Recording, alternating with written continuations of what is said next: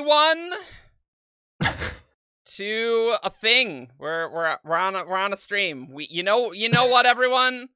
We survived March. And that's really isn't that the real treat.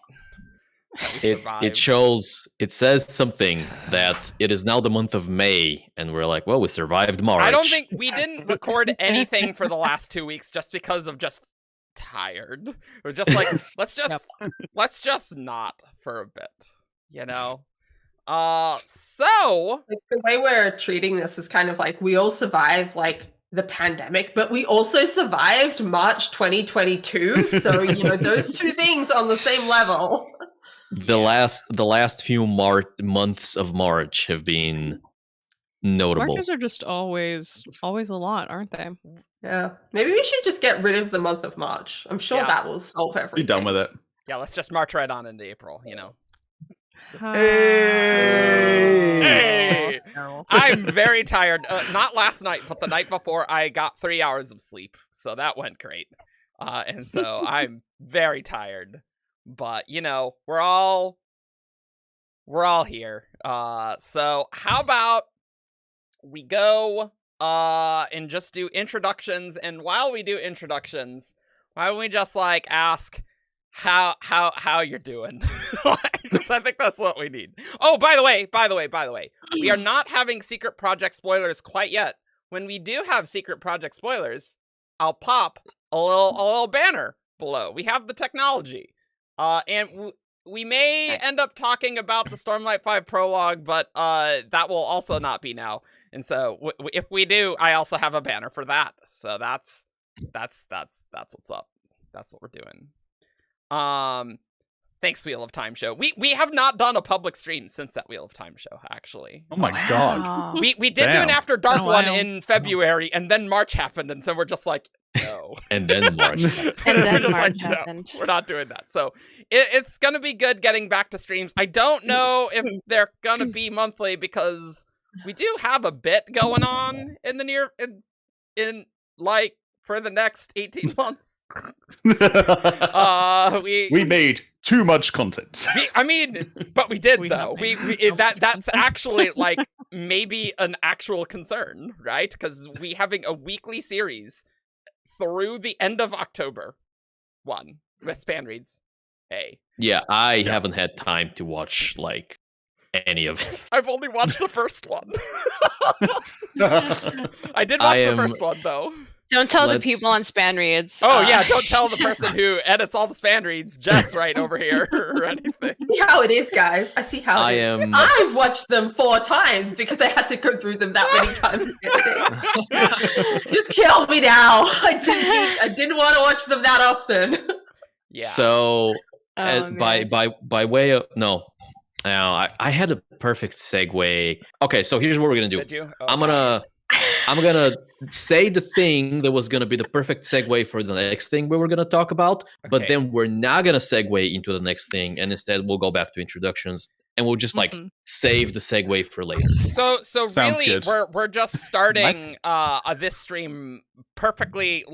If they haven't watched our stuff in a while, they'll be like, nothing's changed. Yeah. Pretty much. So very much on brand. So because of the much content thing, right? So we're talking about this thing, and then the next thing we're going to talk about is Diceborn. Yes. And so the perfect segue that we're saving is I looked at the episode 1 draft that Ben sent us a while back. And by a while back, I mean over 2 weeks ago. Yeah. And I am hour and 15 minutes into that video. That is how little time I've had.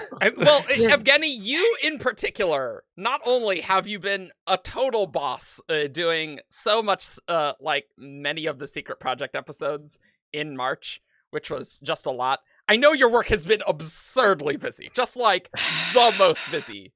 And usually I'm pretty high on the busy scale, but you definitely are way above that at this stage, I think. Right? Yeah, it certainly feels like it. I think I cracked the problem that has been plaguing me for the past 2 weeks at work yesterday. And so I have some testing to do on Monday and Tuesday, but if that goes well, then things should go back to normal, at least for a little bit. Nice. So also, in addition to our new series, Span Reads, we have a totally other new series, and that's happening on Monday. So, by the way, we always planned these things to happen in May. And so we're like, oh, okay, well, we'll have a little bit of a lull, like in early 2021 until May. When Won't be anything things big start. happening early And then, 2022. yeah, so, yeah. So, Ben, why don't you tell people about Diceborn, which is coming out Monday? I'm very excited to tell people about Diceborn. So this is our live play series where we're playing through a campaign of the Mistborn adventure game. Not Dungeons and Dragons. Not Dungeons and Dragons. I've seen so many comments that being like, "Oh, is this like a D&D 5e variant?" And I'm like, no. There is an official like Mistborn adventure game, tabletop RPG that you can use. If you're not familiar with it, that's because it came out 10 years ago. So this is an old game. This has had like that 7. long? Oh no, Yeah. I just feel really old. That's when Mag released. Yeah. Yeah. We've been wanting to do it for about a decade. Actually. And then what happened was I got really into Critical Role over the pandemic, and so I was like, let's just do it. I'm gonna do it now. We're gonna get this done. Yeah, and that's basically what you've been working the last several months on. I cannot stress how much of my free time is just editing, recording, organizing things, because I'm organizing we've got we had Sharaf doing the character art, we had Connor Chamberlain's done some background art for us into the UI really work. Good. It's really good. Got like thumbnails to make, editing, and then recording the things, which is involving getting 6 adults with full-time jobs to be able to sit down for 3 to 4 hours. Ben, I don't know if I can empathize with this. That isn't even talking about time zones. This isn't talking about time zones, because I'm in the UK and everyone else is in the US. We've got like slithers of time on a weekend that we can do it, and if people can't make that time, we gotta. But it's okay. We've pre-recorded 4 episodes so far. Then we've got the 5th hopefully soon. So then we've got like a 10-week lead. So hopefully we should be able to do bi-weekly. It might be a short break. I'm a little concerned. I know, yeah. There's like after that episode 5, it's like there may have to be like miss 1 week, and there might have to be 4 weeks between episodes. But we'll see. We'll cross that bridge when we get there. Mid-season finales are very popular now, so you just you come right back to it. The way that session 5 is turning out, it actually might be a really good mid-story break. Maybe. We have no idea what has been going on. No. Even though you've shared 2 episodes just internally. We just Yeah, that's 6 hours worth of content. I Ben still shared watch internally. Actually, no, it's more. There's 9 hours because Ben shared the episode Session 0. I did watch that. Session Yeah, 0. so if you are a I got patron, halfway through that one. if you're a patron, you'll be able to get episode 0, which is sort of like how would you describe it, Ben? So a session 0 for something like D&D or any kind of tabletop role-playing game is a one where you establish your boundaries between like players and the DM, like what kind of content you want in a campaign, and then you kind of set out, the your expectations of where the campaign's going to go, and then specifically in the Mistborn adventure game, there is a huge amount of because it's a narrative-focused tabletop role-playing game instead of something like D&D, which is quite combat-focused. Because it's narrative-focused, there's lots of game elements based on your character's story.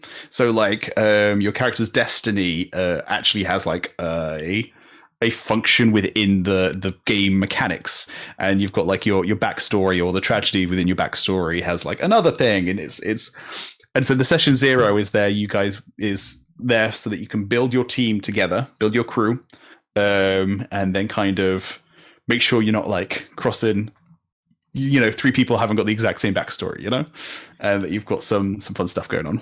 Yeah, so that's... Everyone is a secret descendant of Kelsier. They're all Mistborn. Everyone's a Mistborn. They're all Kelsier. They're just Kelsier clones. We're all Kelsier.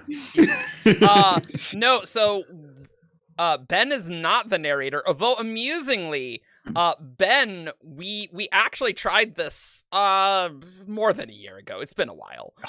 It would have been probably like 5 years ago at this point. No, it is not. We tried this.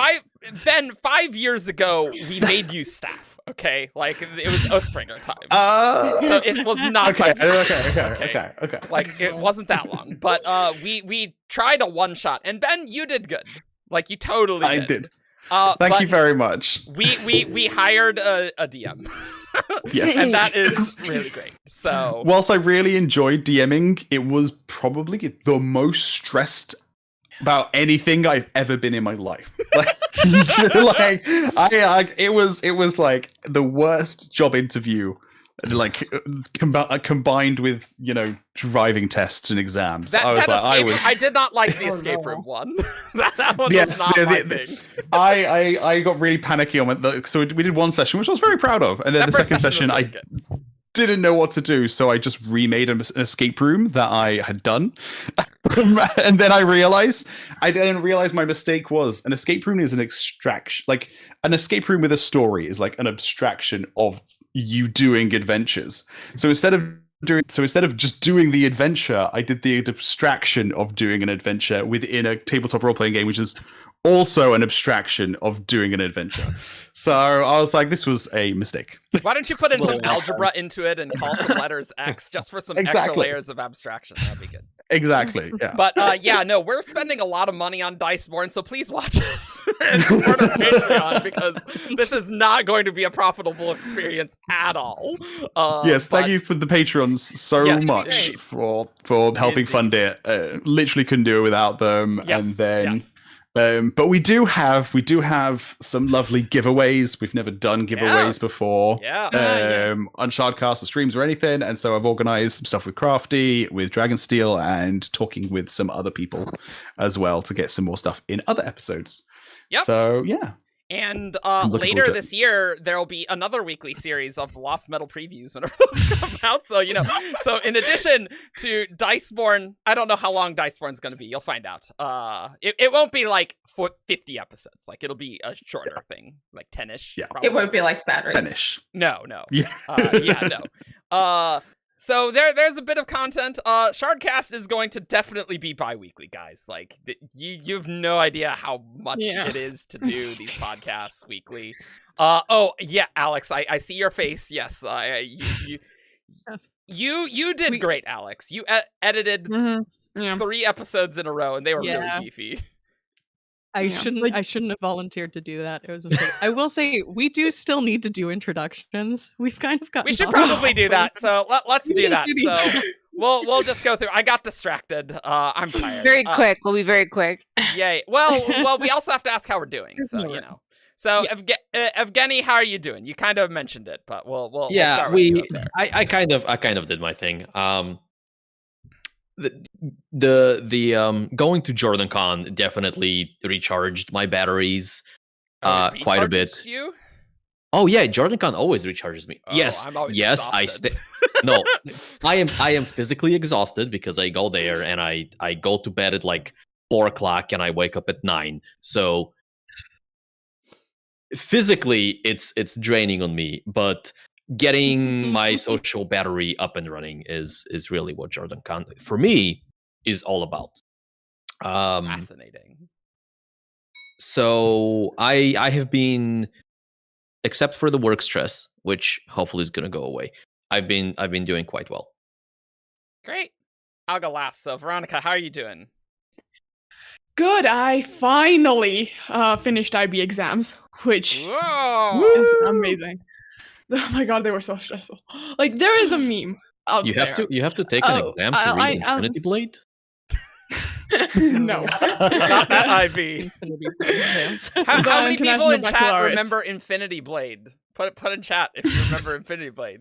I love Infinity Blade. You are an Infinity Blade like Alex counts for 10 people in this clip. If we ever have you do a solo video on Infinity Blade, Alex, that is going to get the worst analytics, but you're going to be like, I'm the Infinity Blade expert. I know what's going on I have here. a blast. So. It's going to have one that view. You want to make. Yeah, that's right. Yeah. One view, which will be Alex. Our you watch that? How do you watch that? Honey will watch it with me. Okay. Yeah, they like there's this meme that like, like the IB exams, like they have these little like tags.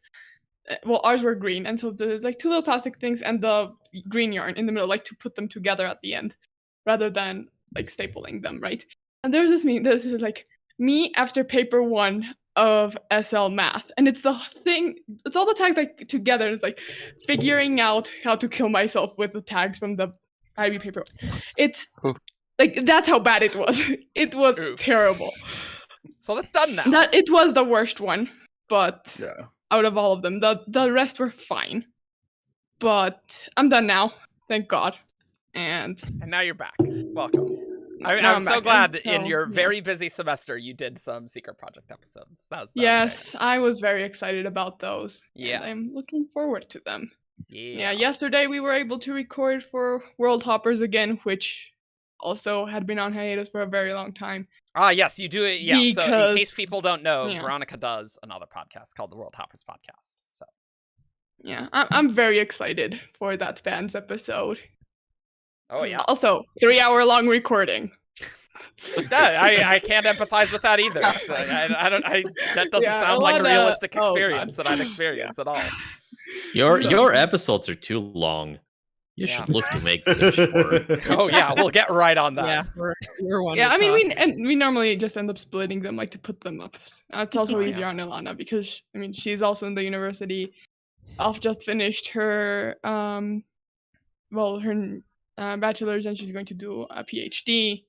What, and you don't want to just do Friday night editing for a Saturday morning podcast and just do all Friday just editing? And so who would ever do that? You. Me repeatedly every single time. Literally, the next episode are going to be things we recorded last August that I could have edited for like ages. No. But I'm going to be editing it on Friday. So we were all really busy, and so I'm really glad to like get back to it. Nice! Because these Area 2 episodes have been a lot of fun. Good! Alex, how are you? I'm sorry for the busyness. Hello. Yes, so yes, I'm Feather, around. And I very foolishly did completely volunteer to edit 3 of the secret episode. No, it was 2 of the secret episode projects, and then the Stormlight 5 one. Which you named Secret Project 5 when you sent a screen shot. Yes, I did. I was just so used to having like SP number in the file that I just did SP5 instead of SA5. Which, reminder for those who can't come in, we are not doing spoilers right now. You are safe. No spoilers. Don't worry. Yeah. Again, there will be little notices on the screen. I'll just click what they look like. Just so you know. Those were long episodes, and one of them was a WOB episode, which is miserable. They're miserable to do WOB episodes. Experience, because you have to put all of the text on screen at the right time. So much more editing than a normal. Yeah. We got through it, and I have now paid my blood debt to Shardcast in exchange for being able to use our Adobe licenses. So the real reason. Fulfilled my actual work quota. And I'm allowed to use Photoshop to make memes now. So yeah, don't tell my work, but I got my work to pay for an Adobe Creative Cloud for myself. So. But don't tell anyone. Shh. My work has been settling down a little bit. Knock on wood, maybe. Except now my supervisor is going to be doing a different thing for 2 months. So. We're going to be down a team member, and that's probably going to make everything crazy busy that again, always makes things less stressful, right? When team members leave. Yeah. That reminds me, my project manager is leaving in a couple of weeks. Oh, okay, well, have fun with that. I will not, no. No, you won't. You won't. Adobe spies are everywhere, yeah, yeah. Also, I have boba tea today, so if you see me chewing gum, it's not gum, it's boba. So, tiger sugar. They're really good. They're very tasty. Huh. It has espresso in it. I love boba tea with espresso. What a concept. Wow. Thank you all 100 people who are here. That's pretty crazy. Yeah. Wow. Good bunch hanging out. Yeah. Hello. Also, hello, Shannon. How's it going? Hi, I'm good. You will probably all know me as Gray. I have been so tired lately. I'm just like, I can't remember the last time I wasn't running on at least like a 1 or 2, if not more. Office days are worse because like I have to wake up earlier to go to the office. Yeah. I hope it slows down soon. I'm hoping in June my life calms down. Oh my god. Yeah. So the the big Cosmere stuff in March was a spike in everything that is my life. Yeah. So. And I know people wanted the episodes out faster, but we just could not do the episodes faster. It's just not possible. Like, I don't know how we did like nearly 2 years of recording every freaking week. Because that's what we did. We did that from 2017 or like late 2017 to like mid 2019. Like, what? A lot. Oh my god. We were video editing a lot of those. I think the video editing is a little more. Yeah. Sometimes, but I don't need to deal with separate audio tracks. So in some sense, it's a little easier, actually. Right? That's true. We did used to do like separate audio. Yeah, like if anything, like I could be more aggressive in the audio editing than I can do on video. I forgot about that. That was bad. I'd have to like not delete my audio track. And I'm like, it's recording, right, Eric? It's recording. You're definitely getting it, right? I like the part where slowly our audio would desync over a long recording very slightly, and so like it would get like 1 to 2 seconds off in like a 3-hour recording. That might mean that we're recording too long, admittedly, but like I'm pretty sure. I don't know why that happened. I couldn't figure it out. So at least we get Discord audio for better for worse. It's like it is what it is. So great. Also, a lot of those episodes were shorter. Like, I'm looking at our thing, and a lot of them are like hour 20. Yeah, Carrie was 30. like, no one's gonna watch a show that's more than 90 minutes. So she's like, no, they need to be shorter. We showed them. Take that. The internet has changed. And you know what? Our short show, not getting views. Watch Spanreeds. No, but like Spanreeds is different, so that's fair. Spanreeds is fun. Come let's just have fun with it. Yeah, and Spanreeds is a good show that will like get a lot more views as things progress. Like that will get more views years and years and years later. Right? That entire series. Yeah. You can see all the memery I put in when I remember. Yeah, like it's really good. Josh, what's up, man? How's it going? Hey, I'm Joshua. Joffwoo. Take your pick. I'm doing good. I don't really quite remember what happened the last month and a half, but yeah, exactly. You were at Jordan Con? Most of it collectively blacked out. Jordan Con was good. Honestly, I think I've been catching up on all the work I didn't do in March. But I'm finally caught up, and I've actually been getting like full nights of sleep some nights, so that's pretty cool. And with you having kids, that's saying something. Yeah. So.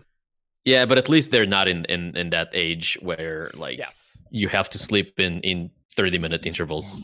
Yeah. No, I've actually played 2 games of Civilization the last couple weeks. Wow, time for video games. Don't say that. I'm gonna start playing Civilization because you mentioned it.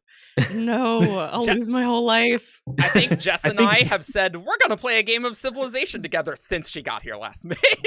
We have not. We've been saying that since before I got here. That's true. Because we were considering doing it like distance, and it's like let's maybe wait. But that was like before I was even in my last place. This is when I was still with my housemates. We started talking about this. Yes, that was long. So this is like mid 2019, no, mid 2020, probably. Yeah. Ish.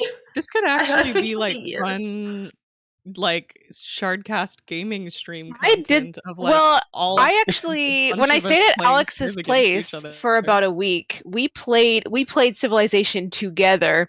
We sat in a room all day and played our own individual Civilization 6 games. I see. We played together in a sense, but we also just sat and played Civilization 6 all day. Nice. Jess, how are you doing? I'm good. I guess like I'm an anxious wreck, but like that's pretty normal for me. It is a nice-ish point of the year now because my semester just finished and all the Cosmere stuff just finished. And I love JordanCon, but I had the opposite reaction to Evgeny and like was very drained after it because people do that to me. But it was really nice to actually see people in person and hang out. So that was good. But like it all happened at once. Like JordanCon happened in the middle of like the busiest part of my semester. So I was like trying to catch up from that for ages, and then just like final exams as well. And like I'm learning to drive at the moment, and that is a terrifying concept. And why does this country have so many cars in it? Why is there no more public transport? I miss my trains. Trains would be trains are great. I highly recommend. Yeah. But you did great driving yesterday, darling. Yes, I drove on the highway yesterday. I'm so proud of myself. Highway driving is. Did you drive in Australia highway? No, I didn't drive in Australia. I like started learning when I was a teenager, but like there's really strict rules about getting licenses over there. Like it's a 4-year process. So when I moved to Sydney, and Sydney has really good public transport systems, there was literally no reason for me to have a car. And if anything, it was more detrimental to have a car because like there was nowhere to park, and parking was so expensive when you could find it that you just didn't use a car. Why would you use a car? It's quicker to catch the train. Wow. Ben. Otherwise, yeah, I'm doing good, I guess. Good. I'm doing good. Ben, how are you? I'm doing good. I am, like I said, spending all my time, as much free time as I can, not on like unreasonable amounts of my time, on Dicemore stuff, which I'm, again, super excited for. I delegated everything to Ben, and it is incredible to not do all that. Highly recommend delegating. Yeah, Span Read 2, delegated. I don't need to be on that. It's great. So it's going good. So I'm not doing everything in the universe. It's great. Yeah. And then, but yeah, going to JordanCon was awesome. So I was actually in the US for like 2.5 weeks, partly on business, and then flew Lucy out, and then she joined me so that we could just spend like a week in Atlanta, which is a cool city. There's some cool and interesting things around the area. Oh, you actually went to see some parts of Atlanta rather than the airport and then the con. Oh, okay. Oh man, I could spend 30 minutes right now telling everyone about my epic story of what happened to our suitcases when I was in the US. I could, but I'm not going to. Maybe a little later. I do think that would be a fun story, though. Yes. And it's we're like chatting. 3 separate stories. It's like, but I got to know Seattle Airport and Atlanta Airport extraordinarily well during my time in the US. But yeah, seeing you guys at JordanCon was super fun, and then just meeting all the other like people in the community that go to JordanCon was really cool. I got mistaken for Evgeny like twice, which was fun. Wow, they don't know Evgeny very well because the height differential is rather dramatic.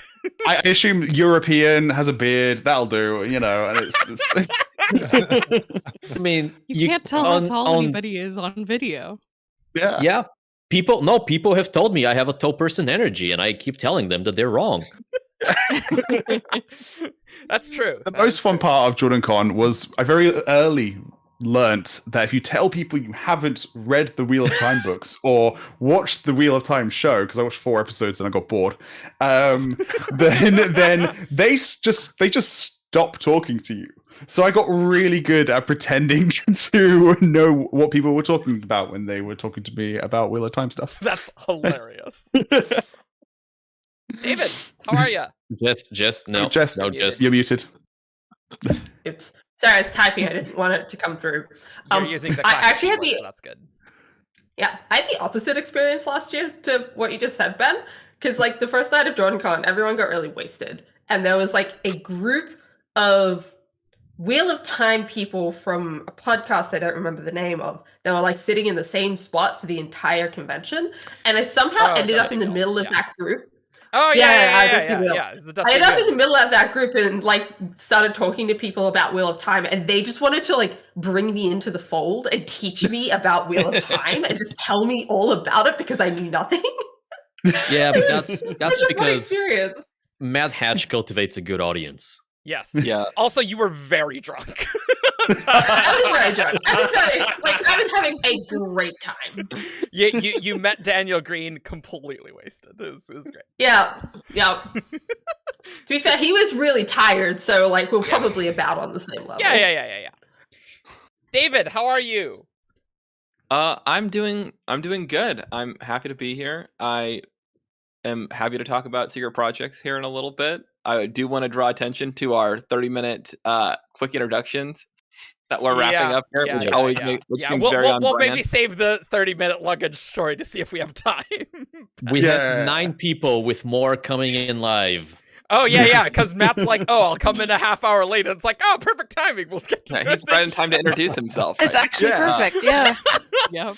Oh, yeah. But no, happy to be here. Can't wait to talk. Yeah. Can't wait to talk. I mean, you're talking right now.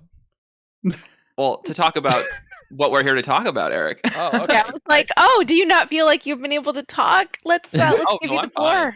Okay. Yeah. Matt, how's it going? Welcome. We're still doing introductions, so you didn't miss anything. I was listening on YouTube, and I was like, I think I might get on here before they're done the introduction. And you would be correct. And you're correct. And you're also on the wrong audio device. That's for sure. I'm on... Oh, really? Yes. As you are for the Final Empire span reads, but I didn't notice that at the time. Ooh. But in retrospect, I instantly noticed. Just remembered, I'm on the Well of Ascension span reads. Cool. I completely forgot. Wait, you are? Am I on the Well of Ascension? No, sorry, I'm on Shadows of Self. Sorry, never mind. Yeah, No, I'm on the Well of other Ascension. book too. I'm gonna get to talk about Zane, guys. Don't worry. Wait Your and see. dream. Just a few You weeks. love talking about Zane. Yeah. I was really my for a town. moment. Yeah. Like I literally just went through the first Well of Ascension span reads like 2 days ago, and I was like, Ben was on that? How did I miss that Ben was on that?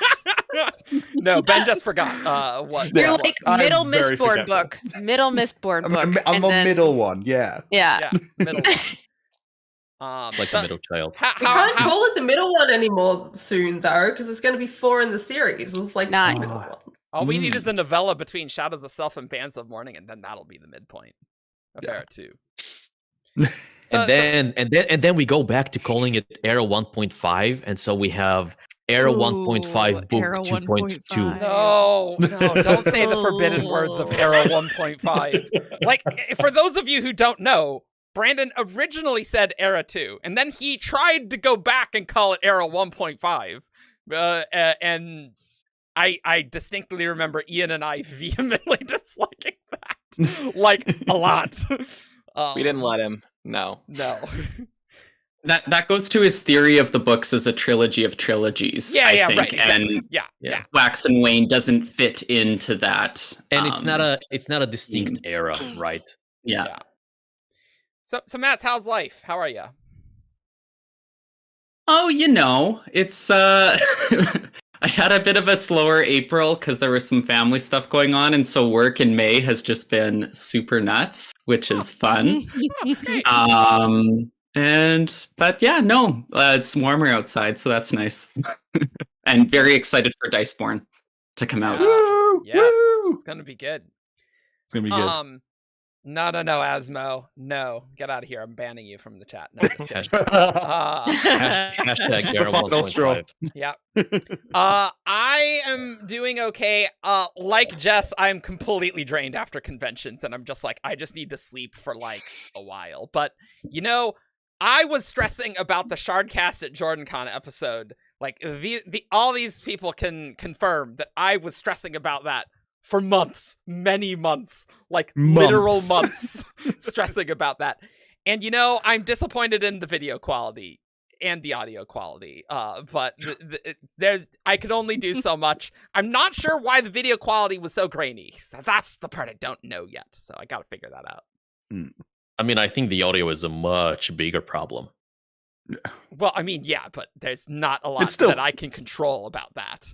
Because it's palatable. There was a mixer, there was another mixer, and I didn't know what the things on the other mixer did, and I also didn't want to touch the con mixer very much because then I could screw things up for them. But yeah, also that handheld microphone had like the worst pickup ever. Like it was just terrible. So I'm sorry for that, but it was fine, I guess. But I'm glad people were listening to it and watching it, and I didn't get tons of complaints. So I guess that's fine, I guess. But I think there's a different expectation for live episodes. Like you're getting something different out of it. I know. That's what everyone says, but I want it to be perfect, and it's not perfect. Yeah. You'll get there in a couple years. Yeah. But yeah, no, my semester's ending, and my permanent overtime for the last 8 semesters is ending because I've decided to not teach overtime classes the next year. So I'm doing great. That's gonna be so good for you. I know. My lecture's done, and it's just finals week next week. So that is lovely. And yeah, so should we introduce Matt? Didn't we just do that? Oh, okay. Yeah.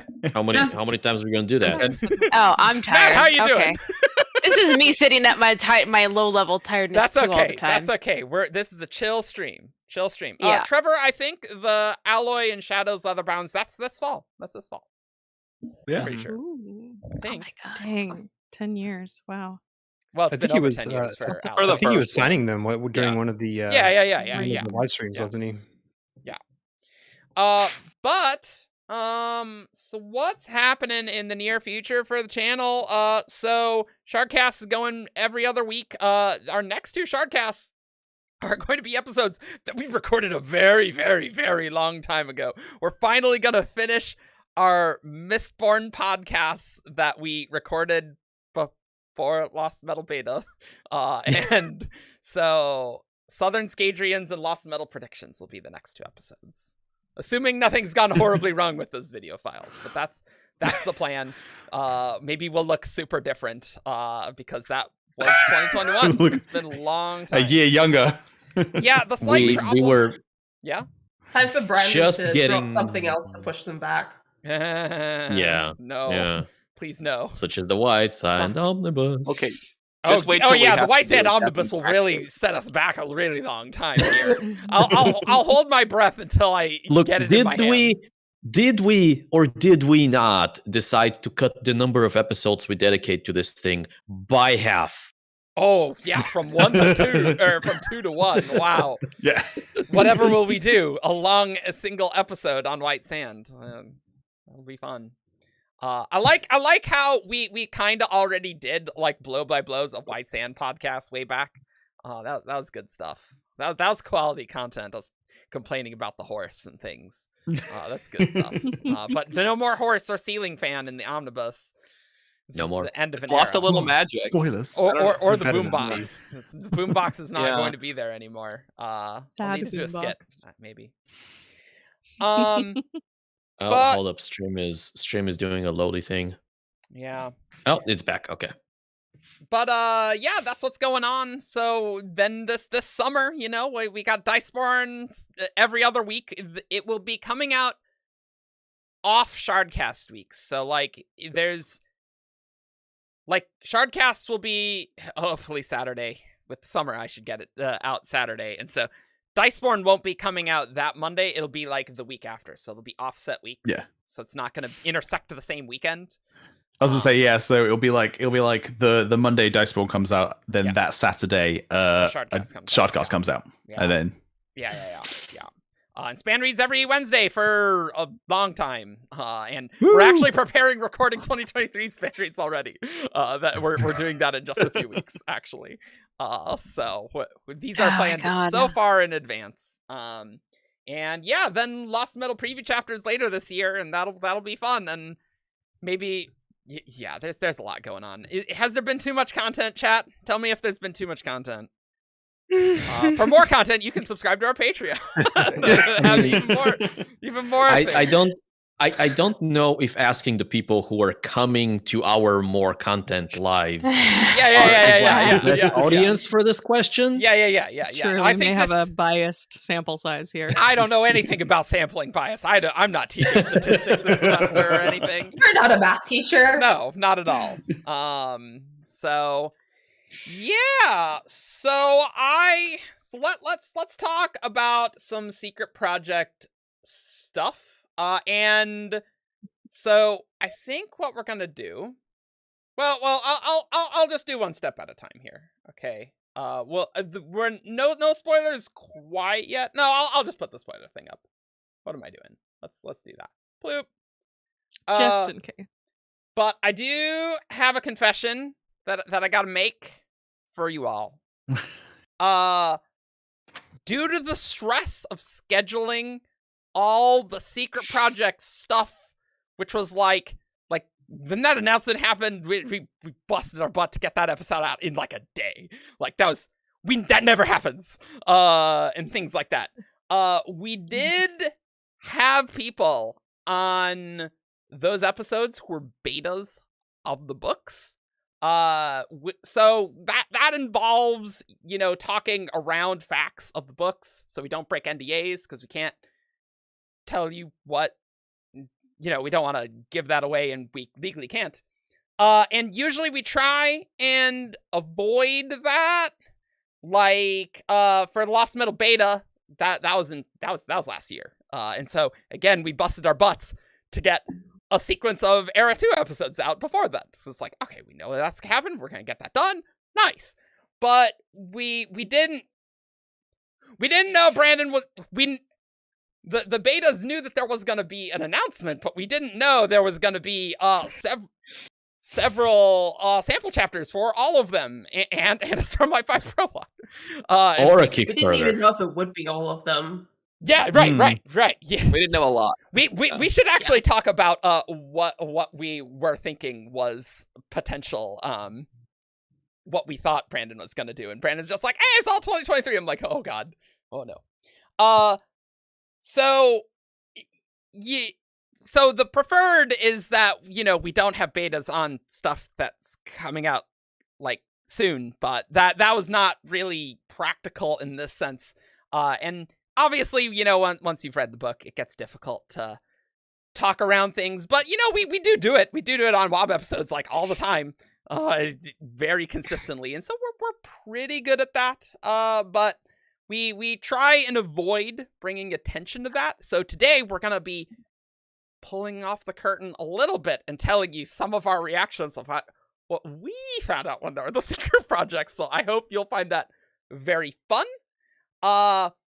But yeah, the show had to go on, and so we had a lot of stuff to do. So it's like, all right, these are the people that are on this Saturday. Let's go. We got stuff to do. So that's basically what happened, and we are pretty good about talking around things. But there, yes.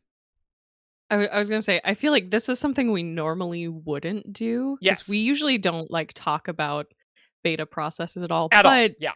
During the live streams, Brandon kind of shared some of what the process was like, and because Brandon tells the story first, we're now allowed to. Oh, and Alex, didn't you know that Peter shared these screenshots at JordanCon? Oh, really? Yeah, he literally showed it off at the panel and showed funny. It off. He hid the names that we were not going to do, but we will show you guys our reactions. So Peter found it very amusing. So. Peter of course they did. Now there are a good time. Oh yeah, there are times where when you read a book in advance, that definitely influences the Shardcast schedule. For example, like Rhythm of War, we knew Rhythm of War beta. Okay, we can't do big Stormlight topics, right? But maybe we could do small Stormlight topics. So on our list for small Stormlight topics before we read Rhythm of War, once the thing was Teravangian. That was one of our it should be fine. How could Rhythm of War change very much there?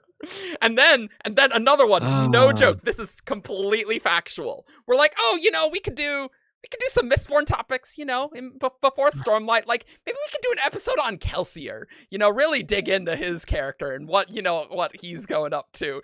And then we read, and it's oh no, I guess we're not doing those episodes until Rhythm of War comes out. So that's a real story. So it's only going to get worse. Oh my god, it's only going to get worse with more Cosmere connections. Yeah, exactly. I feel like it's right now is like the worst point it's ever been, because normally we've got like one book that we can't talk about stuff from, but right now we have like 5 books that we can't. Oh, sorry, 4, because no one cares about Secret Project 2.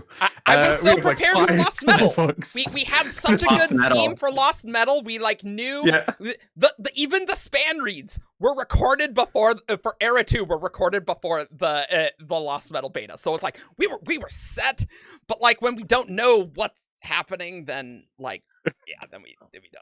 But maybe we should. So we gotta show the screenshots, right? That's what we gotta do. Do we want to do the lead up a little bit, where we kind of like I think we should do the story leading into it. Also, Eric, I need your charger. I There's no other way for me to convey this information. I need the computer charger. Go chat. It's actually down there. I just didn't plug it in. Like I literally didn't plug it into the computer. I'll be down in a second. Just play. Okay. You guys can Thank you. We can talk in the meantime. Okay. We want to do the technical difficulties. Please stand by. Yeah. I want to. So this started out. Are we allowed? We can talk about like what the timeline was of like when. Yeah. Stuff I think that's fine. Yeah, that's fine. Like Peter and Brandon have shared a lot of this. Yeah. Too. Mm-hmm. So it was like mid-December-ish was when we got like a random email that there's going to be a secret sort of beta happening. Well, I think it was before that. No. Yeah. Was there But stuff winding before that? back, there was Peter posted a cryptic message in the Facebook chat and was like, something very exciting just arrived at Cosmere House. Oh my gosh. Yeah. God. And then nothing. And like, so people were like, oh, maybe it's like Secret History 2. Yeah, or like he wrote Lost Metal, right? Like, But that didn't make any sense, because like Brandon doesn't just write manuscripts and like leave them for people. Like he writes on a computer and like people read on a computer, right? So it can't be a new book. Yeah. Yeah, and we get. I think we were expecting this secret to not be that good. We were like, it's probably. If it's not Secret or History, maybe like a non-Cosmere Cosmere random, or it's sort of like a we were like, right project. This is going to be a joint, like this is probably co-written with someone else. This isn't going to be real Cosmere. Like we were all like, this probably isn't going to to be like a. This is going to be like a non-Cosmere co-authored experience. Cosmere. To respond to chat, Cosmere House is basically Dragonsteel's office. It's right next to Brandon's house. It's literally a different house, next door house that he purchased, and they work off of there. Yep. That's cool. But we got this email that basically says like it's got like the NDA. There's a secret beta coming out, and it's more secret than usual. You can't even tell anybody that there's a beta going on. Yep. And we're like, ooh, okay, interesting. This is going to be that's fun, new. You know? That's not normal. That is not normal. Usually people are sort of like able to gently say that they're participating in a beta. Oh, I was in the Lost Metal beta. Like you can say that. Yeah. We usually don't, but we can if we wanted. And so like, we've got like a little Discord server for just the betas where we can, and we're all speculating. We've got like a channel set up for like, here's what whatever that new project's gonna be. The one channel for the one project. One secret project that's gonna happen. Yes. And then the emails with manuscripts started to arrive. I think we should do the screenshots, because that's effectively where we're at. So that's exactly where we're at. So it goes in our email box, and so here we go. Let's take a look. All right. There is more lag on the stream than perhaps I would have expected. Really? Yeah, it's like 10 seconds. This is the ultra low latency. Low latency, my ass, YouTube. We had some technical difficulties there in the middle. So okay, there it showed up for us. It's in Secret Project spoilers, by the way. Like so can you make it any bigger, Eric? Not Not really. I just don't know how readable that is currently. Yeah, I don't know. I don't know if you can zoom in or. As they zoom in and like you can scroll. Yeah. I can. Do like I the top can zoom half in. and I scroll. can We zoom do that. in. I can zoom in. All right. Cool. And this is like days after, like we get the NDA and we're just like waiting, and there's no like timeline when it's coming. We're just like waiting for something to drop. I think we knew the emails were going out that day for some reason, like because we were all waiting for the emails to come through. Yeah. I think he had said they're coming soon. Because I do remember, I think we also thought the day before, and then it ended up not happening. And then that day he was like, okay, they're happening today. So it came before Dragonsteel Minicon. He told us about, like, he was teasing about it before then, and then he was like, it's going to come out before the con, and then it didn't. So then we were like stuck waiting, and then so the con happened, and then Thanksgiving happened, and we're like, this is never going to come. Yeah. And so anyway, spoilers for the Secret Project, right? Like, you're going to get things.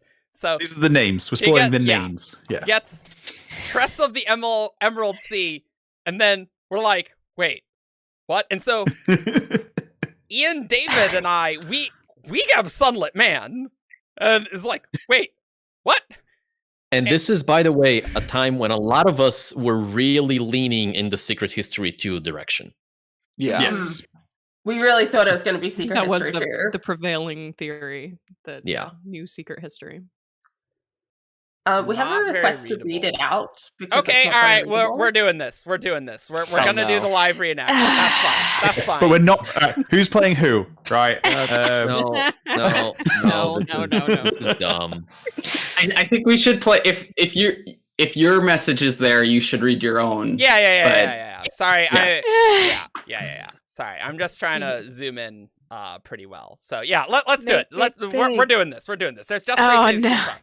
There's just 3 series shots. So I seem to have gotten the first email from Peter because I came back first and I was like, I got the email. It's not Secret History 2, and then I put the title Tress of the Emerald Sea. And David? Then chaos ensues. Yes. Is David? Okay. Yeah. Sorry, I didn't have the screenshot pulled up. So I had to actually find it because I didn't realize we were going to be play acting here. Oh, yeah. Okay. True. Yeah. My response was just have the stream open. Yeah. Oh, because I can't watch myself on 2 screens. That's even worse. No. So my response is, got it? What the hell? And Ian says that he got it. Aw. And I say, wait, yours says what? Maybe there's multiple things. Because mine is not called that. I got a different thing. Something called the Sunlit Man. And I said the same. I'm responding to Peter. I can be Ian because I don't think I'm in these. No, you're not in these. Ian says, I also got the Sunlit Man. At this point, I am freaking out because I'm worried that Peter has sent me the wrong thing and I've got something I'm not meant to see. And I'm like going back and starting to email Peter, being like, am I meant to have this? Yeah, also, and specifically, we talked about it, I hope that's okay. And yes, specifically, Jess gets Tress and I get Sunlit Man. We're in the same household. It's like, wait, what? That was very deliberately done. Peter specifically looked at all the couples in the beta pool and gave them different things. Yes. And we even open the doc to see it's like, oh, is it just like misnamed, right? And Jess is just scrolling through Tress. It's like, oh no, this is totally a thing. It's totally a thing. So well, let's go to the second. He change the title at some point. I do want to draw attention to something else that happened. Leading up to this, Peter was asking us questions as a group. Oh yeah. And they seemed innocent, and because like we're in a big group chat with a lot of betas, a lot of gammas, and Peter, and so a lot of the times like people were just chatting like friends. And so it is not unusual for people in there to discuss Brandon's books or books in general. And so when one day Peter asked how people felt about romance in Brandon's books, no one thought twice about it. And then And then suspiciously, a lot of the peoples who liked romance got Yumi and the Nightmare Painter. Oh, by the way, this next one is there's going to be some strong language of surprise. We usually try and keep things clean, but hopefully you're cool with that because you know, yeah. So sorry. I think you about cut that. my one. I had one that was like a lot of expletives, and I don't think that I just have a highlight. There's obviously a lot of this. So and Josh screen capped way more, but I'm like, let's keep it tight, especially if we're doing it this way. Okay. So now let's go to the second one. Here. So.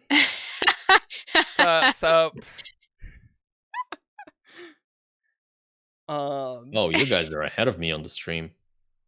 Oh, yeah, I'm still waiting. Yeah, we gotta wait. I got it. Gotta hit that live button. Yeah. Oh, there we go. Yeah. Oh yeah, it's actually like fallen behind. There you go. Yeah. Yeah. This is the easiest way to do this, apparently. I don't know. Yep. Are we still live playing this? Yeah, let's do this. Like, Let's do this. what? Let's do this. This is good. Oh, you guys are still doing this? Sure. So I was very confused, and I just emailed Peter, and I'm like, what the fuck is going on? Because we just have no idea. My reaction seems understated. I was not feeling understated. I was feeling giddy this whole night. I was reading through this very giddy, but I just wanted to let everyone know what I had, so I just was like, Sunlit Man. Yep. It's like, oh, Brandon, oops, I have not one but two secret stories, Sanderson, full and complete drafts. Funny joke. And like I didn't like go like a lot through drafts, but I went through it enough to like confirm it was a Cosmere novel, because like it first we're like, is this just non-Cosmere? We didn't know. Yeah, it was actually longer on word count. Brandon, whoops, I doubled by 100,000 words story, Sanderson. And then, question mark from me. Evgeny, also what the fuck, but then, everyone, Josh comes in. I need to interject here because the plot twist. I think this came, like, I got this email in the middle of watching Wheel of Time episode 5 or something like that. And so I was kind of like excited and skimming through this chat and kind of freaking out. And I could tell there was something weird going on, but I didn't fully appreciate it when I said this. But I said, what is happening? And then David, so we're already speculating about how these could be connected. I'm saying, wonder if it's two sides of the same story or like two different perspectives. And then I said, mine is called Yumi and the Nightmare Painter. I'll do Evgeny. Yeah. I have the Tress story, by the way. That was my Evgeny impression. Ignore me. Oh, great. I like how that's like southern. I love it. That makes sense. You made it southern. Evgeny. That makes sense. What happens when he walks away from stream? That's what happens, yeah. So anyway, we are completely freaking out here. Like suddenly there's now 3 stories that are differently named that we've all been given, and they seem to be legit stories, and we're like, what the fuck is going on? Yeah. Okay, let's do the last one. Here. Oh my god. All right. Oh, I gotta zoom this in. Right. Zoom in. Yeah, Windows photo thing. I can't press over to get to the next photo, so I'm like, what the Windows? Why you gotta be like this? I'm opening them in our yeah. chat. If you have the chat, you can just open them because I posted them. I guess I did post them out of order, but you know. Yeah, it's easy to figure out. All right. So now, this part is redacted. But someone decided in our group to just text Brandon. That is a madman. And Brandon, in fact, texts back and says, 3 novels, you say? Are you sure? Brandon, bruh. By the way, Jess, in this, there's like Peter, you're talking with Peter during this. Yeah, like throughout all of this, like I've been emailing Peter back, and like initially I was like, oh shit, we all signed this NDA saying we couldn't talk about this beta. but did that mean we couldn't talk to each other either? And I was like really worried we were all about to get in trouble for talking to each other about like having different things. And Peter's like, no, send me screenshots. This is great. Literally, we sent these screenshots to Peter. Yes. That's what Brandon said. For the record, by the way, and I don't think I ever mentioned that in the group chat, but I was not the person who texted Brandon, but I did send him a DM on Reddit, effectively saying the same thing, "You madman," and he was just like, "Yeah, we all deal with the pressures of the pandemic in different ways. Don't judge." He's already developing his. It became clear after we watched the video. He was already developing his script. For pretty much. Yeah, and so Troll in the Dungeon, that is for sure. So you all don't know, but Brandon is a massive troll. Like, just the most massive troll. Well, like, one of the things was, like, people were like, Brandon's not a liar. He wouldn't lie to us. And I'm like... That is not true. Guys, he will, absolutely. For it's the a little more secret history. What he was like earlier on. I feel like it had been a little while since we'd had a good like big Brandon troll moment, but this definitely is something he has historically done. Maybe not totally in scale, but also like keep in mind, Brandon writes like Hoyd's monologues in the Stormlight archive, like all this stuff about like storytelling and lies and like pulling the curtain over, like or like Emperor's Soul, like all that stuff about being a forger, like that comes from somewhere, and it's because Brandon likes to be tricksy. He absolutely does. I mean, Shadows and Bands. That was a fun time, and Secret History. That was all a crazy time of surprises. So and that's why a lot of us were thinking Secret History too, because like that beta wasn't the same as this one, but it was like a little more secret. It was like top most similar. Top secret. Yeah. I actually remember that the Secret History thing was actually when I had started betaing non-Cosmere things, but I wasn't doing Cosmere stuff yet. And I recall like Eric actually gave me like a smidge of heads up that like, hey, after you finished recording the Splinter casts for maybe reread Arrow 1 Hands of Mourning, no, that you were like, there might be something else you're going to need to record after Bands of I Mourning. did warn some people that were going to be on that. It's like, reread Arrow 1. Just, I was getting for that.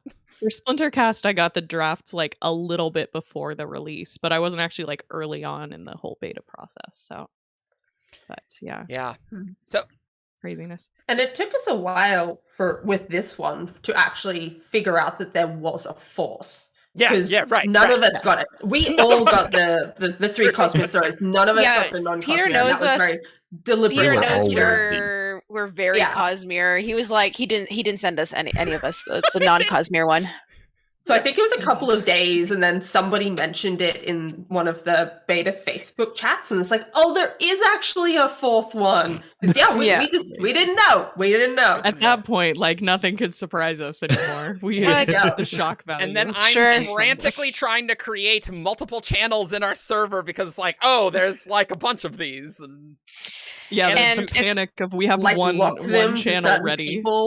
And so that people don't get spoiled on the other ones, because part of the point was that the one you got, that was the one you're giving feedback, and you shouldn't talk about the other ones until you finished it. So it was like go for it. We wanted to preserve the feeling of, well, obviously it was Brandon's intent for each one of us to get a single novel, and like we knew how much fun the lead up to the reveal was, and how much fun the actual like day of and the chaos and just trying to figure out what is happening. And so we wanted to preserve as much of that as possible by allowing each one of us to go into each story as clean as possible. Which was really only a problem for me. Eric tries not to because click on things. Eric clicks on things, and one of our channels, our main channel, actually got changed to like Eric tries not to click things. I named that. Yeah. Because he's the guy who will go and control F and go to the back of books and I would look up never terms do and... that repeatedly And all the click on time. spoiler boxes all of the time. Yeah, that's why we I needed to think- have separate channels, because I just click on the box. I think Eric, you knew most of the big reveals of Tress, and you still haven't read Tress. That is true. Yeah. That is accurate. Wow. It was also funny because we were talking about like, are these connected? But we couldn't like share anything about each other's books. We were all like, are these like 4 separate things, or is there a link between them all? But yeah, all being like, oh, I think maybe I know what the link is, but of course I am only reading one book, so I really have no idea. We'll talk about the Stormlight prologue experience in a bit, for sure. For sure. Don't you worry. Yeah. We got the so yeah, after like Eric had frantically set up these channels to have the right permissions so that you can only see the one for the book you actually had, which I had Tress, by the way. I missed that no, I didn't have Tress. I had Yumi. Yeah, you had Yumi. Yeah, that's right. I had Yumi. But so what ended up happening is, so you only had access to like the channels that were for your book, and what we originally thought was going to be like our spoiler channel for the one secret project just sort of turned into like a little social General hub chat? where we all just talked about this, and we put little like emojis in our names so you could tell who had what book. Of like, oh, if you have a sun in your name, you're on the Sunlit team. And then we just kept updating him. Then when we read the other ones, so we all ended up with all the emojis. Let's just do a quick which one was our first story for those of us who were on the thing and want to out themselves that they were on the team. So Tress, show of hands. Yeah, Tress. Okay. 3 Tresses. Yumi. Yumi team. Yumi team. And the rest Sunlit. Sunlit Man! Team Sunlit Man! Woo woo! Oh yeah. There was a lot of cross like competitiveness where we would just be like, well, I'm sure yours is good, but my book. I don't think that is I true. should be beating this right now. And we were all told that theirs was the best one. Yeah, that is true. Yes. Like pretty universally, like we all, like even when we started reading the other ones, we're like, yeah, but the first one I read was the best one. Yeah. That's what I wanted to say. Quick poll: how many people is your favorite still the first one you read? I don't know. I haven't read the other ones yet. I flip-flop between Yumi and Sunlit Man. It's close. It's close. It's real close. I really like the other ones, but I have to say, like... I wonder if this is a testament to... I didn't realize that Peter was doing, like, book taste reconnaissance. I wonder, like, how well he just actually picked which one of us would pretty like much. which. Yeah. Pretty much. Yeah. I mean, kind of to this, and obviously we can talk about this at length, but to this day, like, there are points later on in Tress, and even in the early chapters of Tress, where I'm like, oh wow, this really works for me. Yeah, like definitely reading Tress, like even just like what we get at the very beginning, I was immediately in love with it, and like this is the exact type of story that I like, but it was also the exact type of story that I wanted to read at that particular moment. So it just worked so well. Yeah. See, I've just procrastinated long enough that like I got to be on the Tress episodes, and I'm like, I know nothing about this. When we were doing the Shardcast, easy peasy. I was gonna be on the Yumi ones, but then I got sick. So the way this ended up. Oh, go ahead. Go ahead, Alex, and I'll go next. Oh, okay.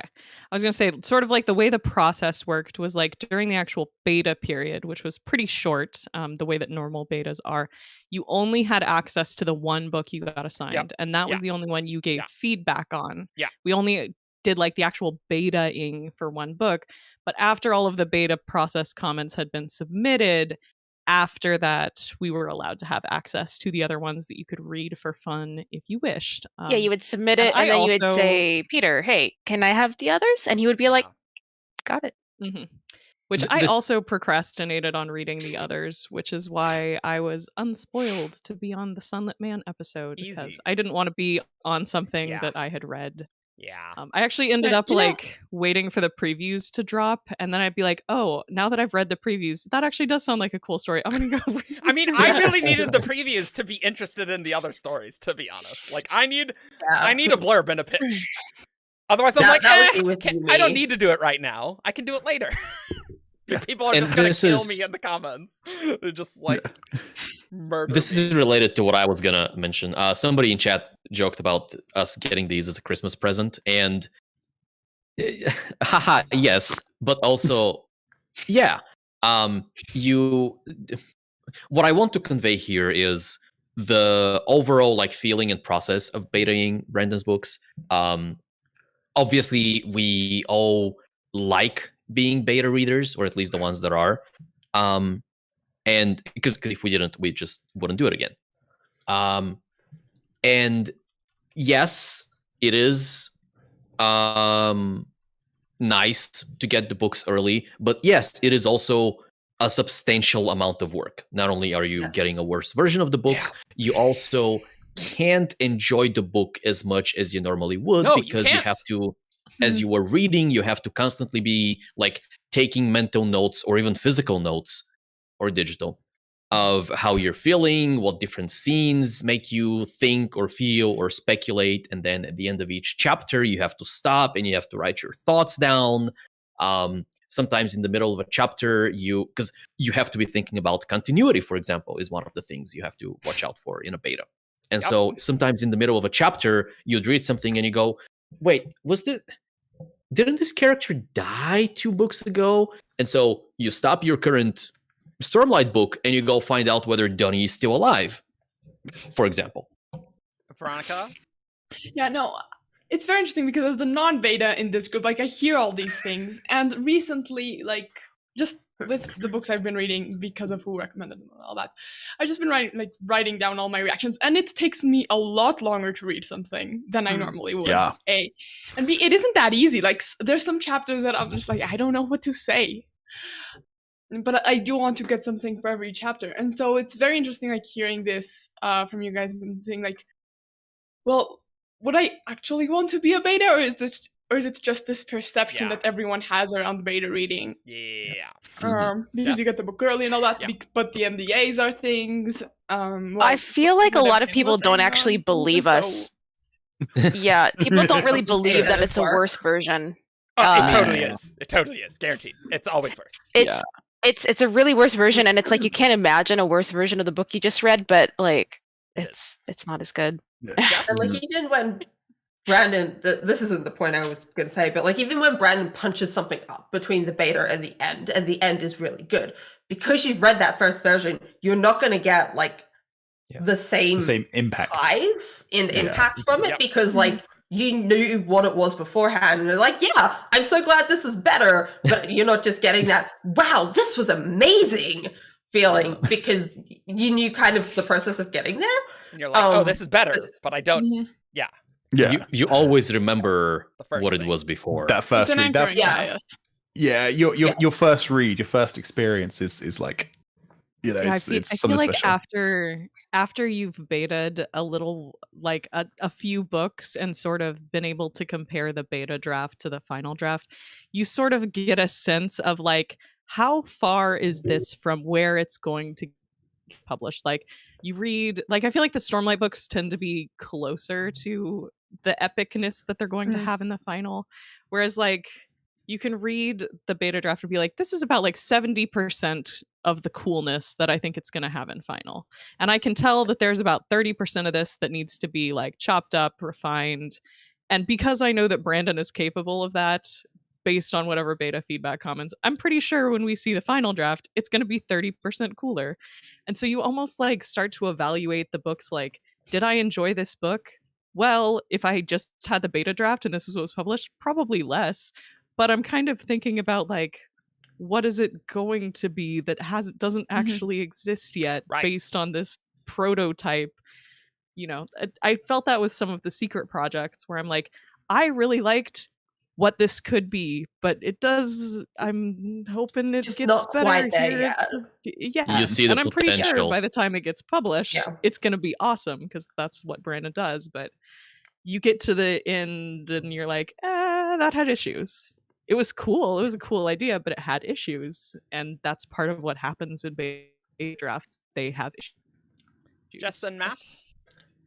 And like to use Dawn Chart as an example, because that's the one we can actually I need to No, you're still here, talk Alex. about, because like we can talk about the Dawn Chart stuff, right? Because Brandon like put that stuff out it to was people. posted on the Yeah, Kickstarter. public. Like, if you want to see how the drafts go, you can. If you are a backer, you can see every single draft of that. And you can, and also all of the beta feedback for that. And like the first reading of that book, like, was kind of plain. Like it. Oh yeah.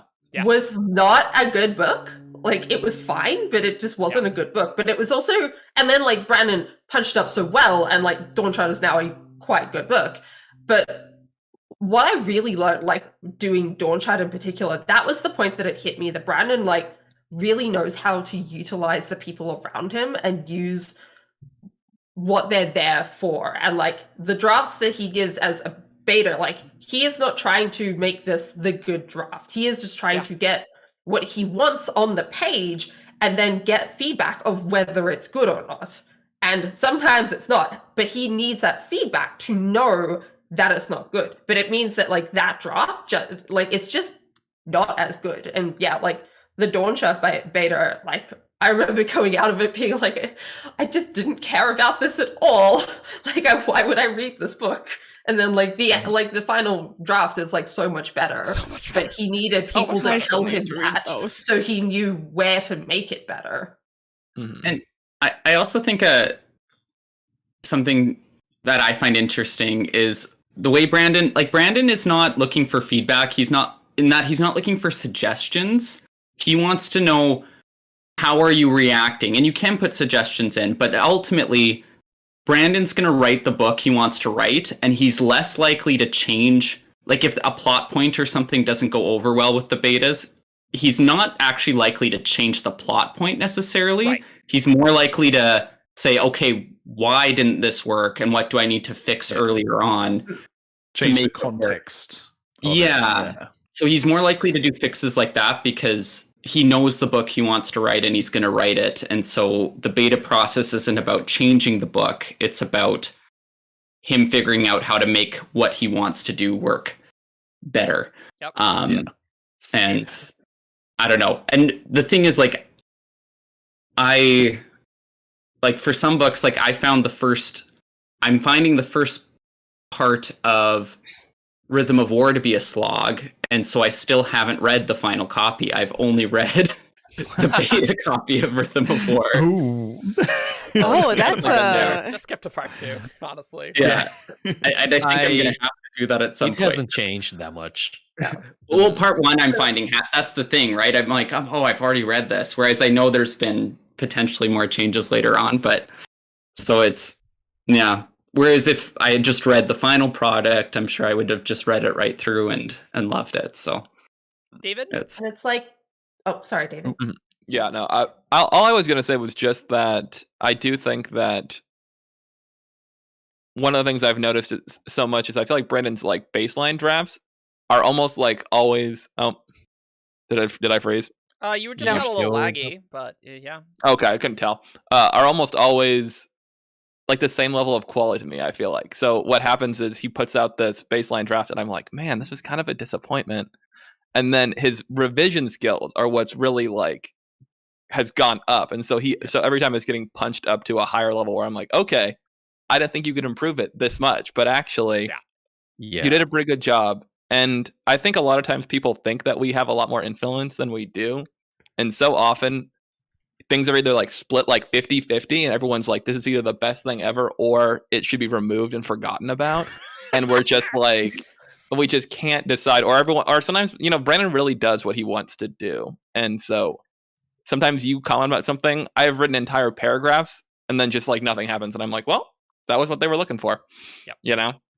And we can't talk about specific changes, just so you know, but not that anyone's asking. But I'm so tempted with some of the comments in chat, but I can't talk about it, NDAs and things. NDAs, we actually cannot. Yes? Like Brandon talked about Cytonic at the Dragonsteel mini-con thing that happened last year. That's its official name. Mini-con thing. It's just a weird name. And like he was talking about how it went through like his editor, his alphas, and his betas, and everyone was just giving him negative feedback. And like he didn't he looked at how he could try and fix the story so that it was the same thing that he wanted, but that people would like. And he got there eventually for other people that aren't me. I did like that book, but it was actually kind of hard to listen to in a way. It's like to have Brandon say like, I've had all of these people come back and say I don't like this book, and like he considered just not doing the book at one point, but he decided to stick with it and like made the changes he needed to make it work. But it's like I kind of felt bad. Yeah, Ben. Yeah. Yes. I was going to say I just remembered. God, this was a comment from a while ago now.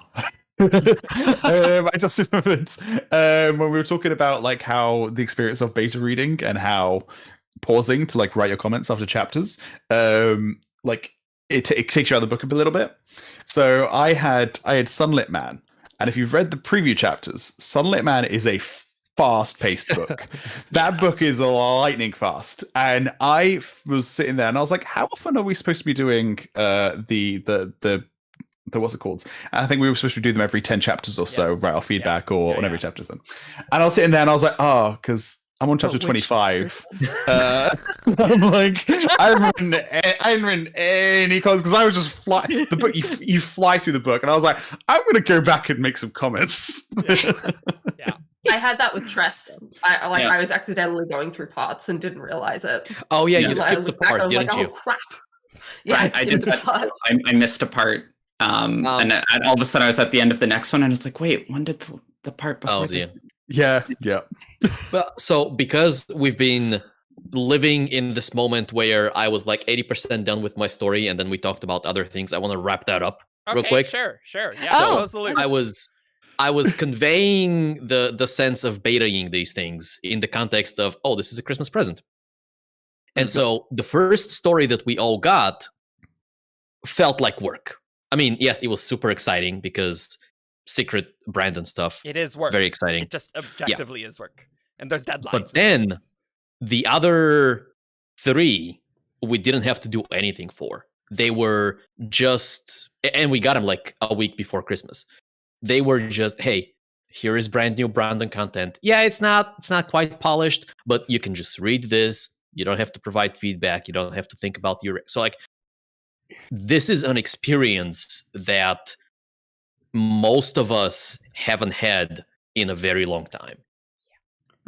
Yeah. That was the real Christmas present. Yeah. Reading a brand new Brandon book and just enjoying it. And you don't have to work for it at all. Yeah. You can tell like from the preview chapters on these, I think that Brandon really loved writing these books. Like I think it comes across as you could tell he was just like getting crazy and writing whatever the heck he wanted to write. So it was fun to experience that. Yeah. Mm-hmm. Yeah. Yeah, it's almost like the after books were what people think the beta process is, where you just get to read a book early for fun. No. Which It is what objectively most work. betas are like. And the thing is, and like part of the reason, like talking about beta stuff, like it is not the intent here to make people feel jealous. So my sincere apologies if any of you here listening are feeling that way.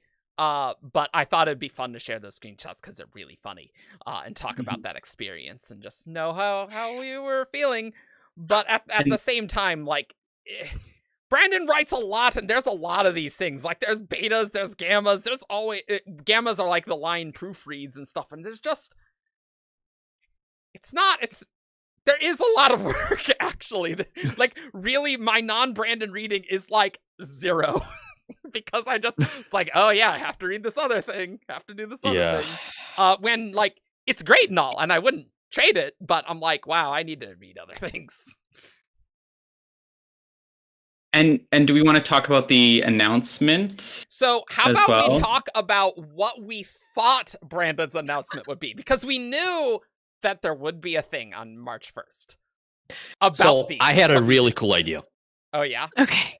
And I'm very upset that Brandon didn't do that. But also I understand why he didn't do that. Okay. So remember, we all knew something secret was coming, and then we all got a different thing. Yeah. All right.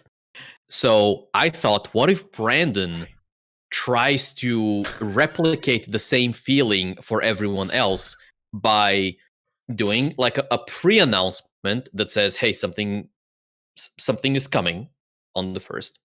And then on the 1st, he publishes a blog post or an announcement video or something that says, hey, I wrote a secret thing. Go to this URL on my website and download preview chapter or whatever. And I was really hoping he would do that. And then when you went to that URL, it would download a random project's preview. And so everyone in the world would get kind of the same, oh, I got Tress, let me go talk about Tress. Wait, what is this about Sunlit Man? Oh, that would be The funny. Clue the movie vibes. Yeah, right. I thought Brandon was gonna put out like one a year because there's gonna be a break after Stormlight 5 and Mistborn Era 3 coming out because he's gonna write all of Era 3 in a row and there's gonna be a break. And I'm like, you have manuscripts, you can put them there. But it's like, no, that didn't happen. It's all 2023. Okay, thanks. I thought he was going to do like a Arcanum Unbounded 2, because he has like some other stuff he could put in, and then like just put these 4 as like news stories to help sell. Oh yeah, so that would be longer than a Stormlight book. That would be. Yeah. I'm like, yeah, that would be Stormlight Yeah. sized. Yeah, that's about on par with Rhythm of War.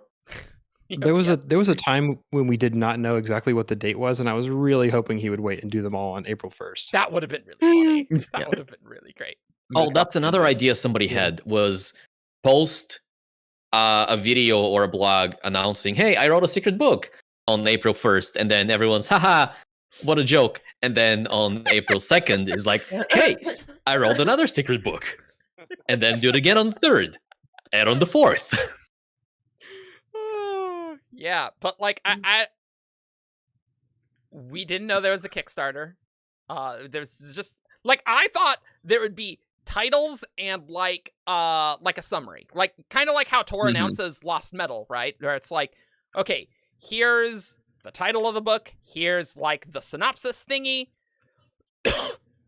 Never in my wildest dreams did I think that he was gonna just like, oh yeah, we're gonna put out a ton of sample chapters, and it's like, oh, 5 for this one, and then like just kept getting longer every week, and oh, we'll also do a stream about each of these every single week in March. I'm like, oh no, I mean, this is a great time to be a Brandon fan, but as a Brandon content creator, I'm like dying.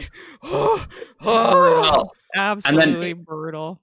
We also like dealing with staff chat when he put out his like promo, like, I'm doing an announcement tomorrow. Serious. Oh yeah. Oh yeah. There Serious were a face. lot of people were very And concerned. We can't say, We could not say.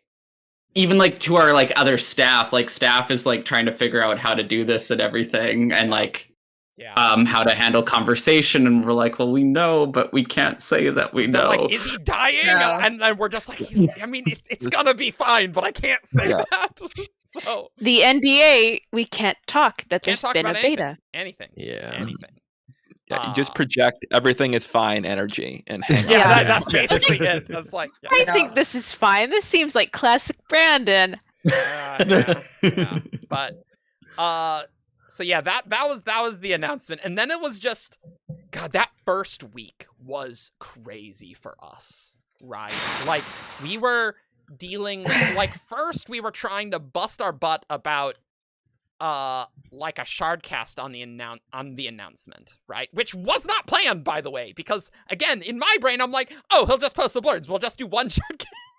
Like that was me. And so I'm like, oh, well, we can budget in a thing like that. That'd be fine.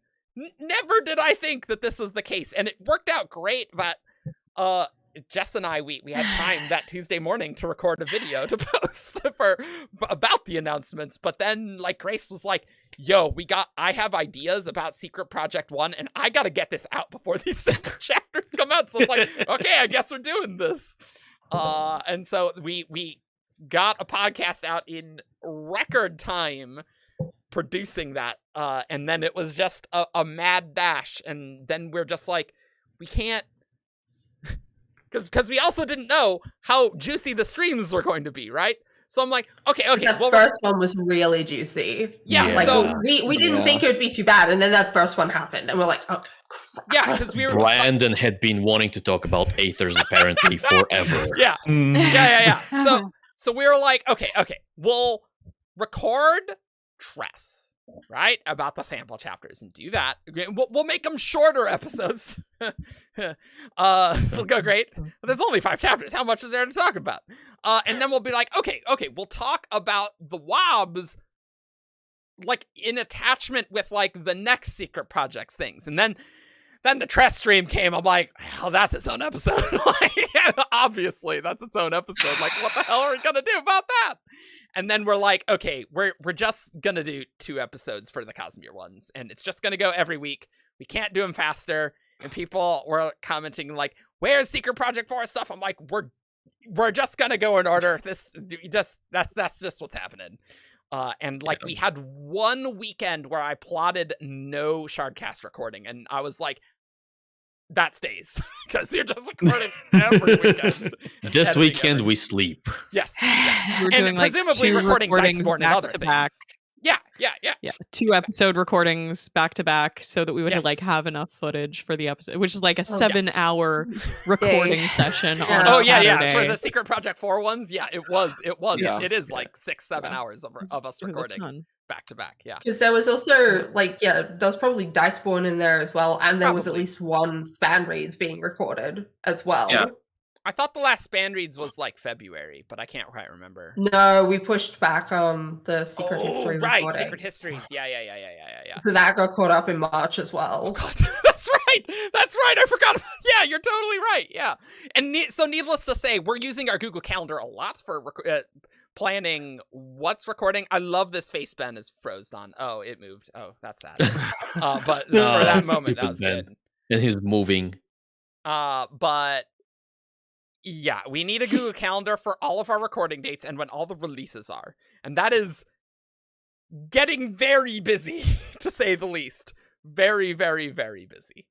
So I know there was sort of, to pull a little bit more of the curtain back, at the sort of same time, we had to have like a long staff discussion about whether or not we were going to have betas on the reaction episode. And like, if we did that, how are we going to handle it? And there was actually like a lot of split between the staff of, this is something we do usually really try to avoid. But hence there the was disclaimer no I made way, earlier, actually, that was the result of the conversation. we because we had gotten these out of the blue in December, there was no possible way we could have pre-recorded let's speculate what we Tress didn't even know what it was, because nobody knew what it was. So and that was like, it was you could almost like feel the stress of that conversation, because it was like, that was bad. We don't have time to step away and like cool off, because we have to record this in like 2 days. We have to decide who's going to be the cast. Yeah, right. So, That was March. I think everyone was really upset. Like everyone completely livid. Yeah, it was, there was real life stuff going on at the same time. That too. Yeah. Real life current events. Code for world politics. A war.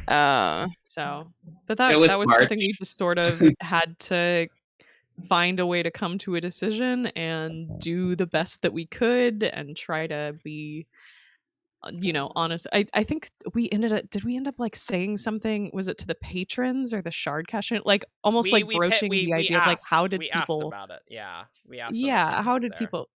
And for those who saw that conversation, a lot of that was us sort of trying to figure out how to handle this, because you know, that's we why have enough cast members who aren't tainted by forbidden knowledge. That's why yours truly wasn't. You need 3 for a Shardcast. Like, I know there are podcasts with 2 people, but I don't think this show would work with 2 people. I mean, they're different podcasts. Yeah. Oh, totally. And like, I think like Fel and Paleo's show on the preview stuff like works pretty well as a 2-person thing, but that's just not kind of our thing. Barrett Rock Brown, excuse me. You thought 2022 was hard on recording. Just you wait for 2023. You know, I actually don't like. It's gonna be fine. It's actually gonna be fine, and let me tell you why it's going to be fine. It's going to be fine for 3 reasons. 1, we know when the books are coming out, so that helps a lot. And so I can plan what's what, and like, I have my little slots, and David was making fun of me for making a 2023 schedule, but you know what? I have my 2023 schedule sheet, David, and so I've plotted things out, and yeah, so it's not going to be that bad, and also we're prepping more people to edit, so like, knowing these things are happening in advance is a lot easier than when we're just like, I mean, we knew something was happening March, but not any details at all. And it's like, oh, okay. I mean, we could have gone at a slower pace, but it was already like super late for when we did the prologue and, you know, Secret Project 4 stuff. Like, we just couldn't pack that into it. People were already yelling at us in comments about like, no one was ever upset about Secret Project 4 fast enough. And then we got to Secret Project 4 and they're like, yeah, but you should be doing the Stormlight prologue. I know, guys. I know. And it's fine. I know that's like, they were very excited at the prologue. By the way, Alex, the Secret Project of the Stormlight 5 episode has made enough on YouTube to actually pay for the editing there, and not out of patron money. Yay! We did it. That's like one of the few times that's actually happened. Yay! To be clear, even on content. Well, to pay the already like under the minimum rate that we pay. So the rate that like we the can afford. Flat rate that we have in place. Yeah, and it gave you $10 more, Alex, for the Secret one. But you know, like, oh boy, look, I'd love to pay like, you the actual amount that people are worth here on these. So. We thought we were like out of the woods, like Secret Project 4. Surely he's done. Surely he's finished, and this is the end. And then just so let's switch to that. Oh, also, Travis, I love that comment. Wow, look at these people all bragging about their fat stacks. Oh yeah, the $60 that we take out of Patreon for editing these giant shardcasts. Like, oh yeah, really killing it up here. That's a editor rate up. Professional. Yeah. So how about we talk about our experiences about the Stormlight 5 prologue, because we're kind of moving along time wise. We had no idea. Like, Brandon was like, "Oh, there's another thing." I'm like, "Oh no." Like, what now? We're so racing. We're like, why is there another thing? We just went through all the things. Yeah. I will say the cryptic early 1st of March announcement, like, the betas had an idea. We're like, this is probably about those secret projects that we did. Yeah. The cryptic video of There's Always Another Secret, we're like, we actually do not have any idea what this is. Like, we were completely Rosemary was by convinced it would be Mistborn, because it's like, oh, it's Misty, and it says, oh, there's always another secret. It's like, well, I mean, so secret Stormlight 5 prologue spoilers. It was kind of Mistborn related in a way, but you know, hey. I mean, at that point, though, Rosemary was not the only one. No, it was definitely very not. reasonable. Yeah. But Rosemary was like adamant. She was very firm. Gotta be Mistborn. Yeah. After everything else, I was kind of like, legitimately, if this is a secret history too, like, sure, why not? Because like, I don't even. Yeah, it's like, I can't even be surprised anymore.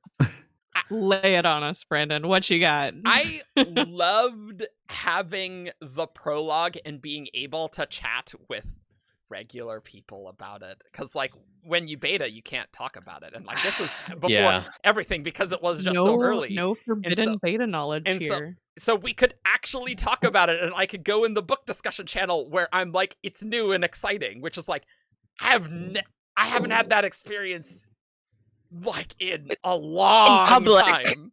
We can only talk with each other. When it's by the time releases come out, it's not new and exciting for us anymore. No, it's not. It's not. Also, we're doing work for the show. But. Yeah. And I know I wasn't on the SA5 prologue episode, but I did edit it, like we talked about, and I could just sort of tell there was so much that everybody wanted to talk about. And not to plug the Patreon, but we actually ended up, a lot of times we do like outtakes that the patrons get to see of like some of the funny moments that, you know, are off the record and things like that.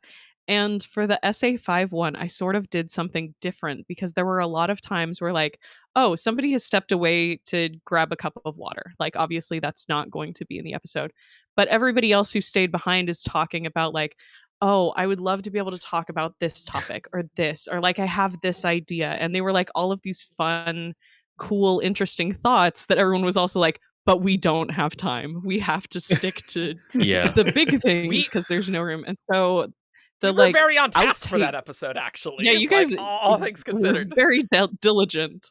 But so I know like, that's hard to say with a nearly 3-hour episode, but like we were actually like really restrained on that one.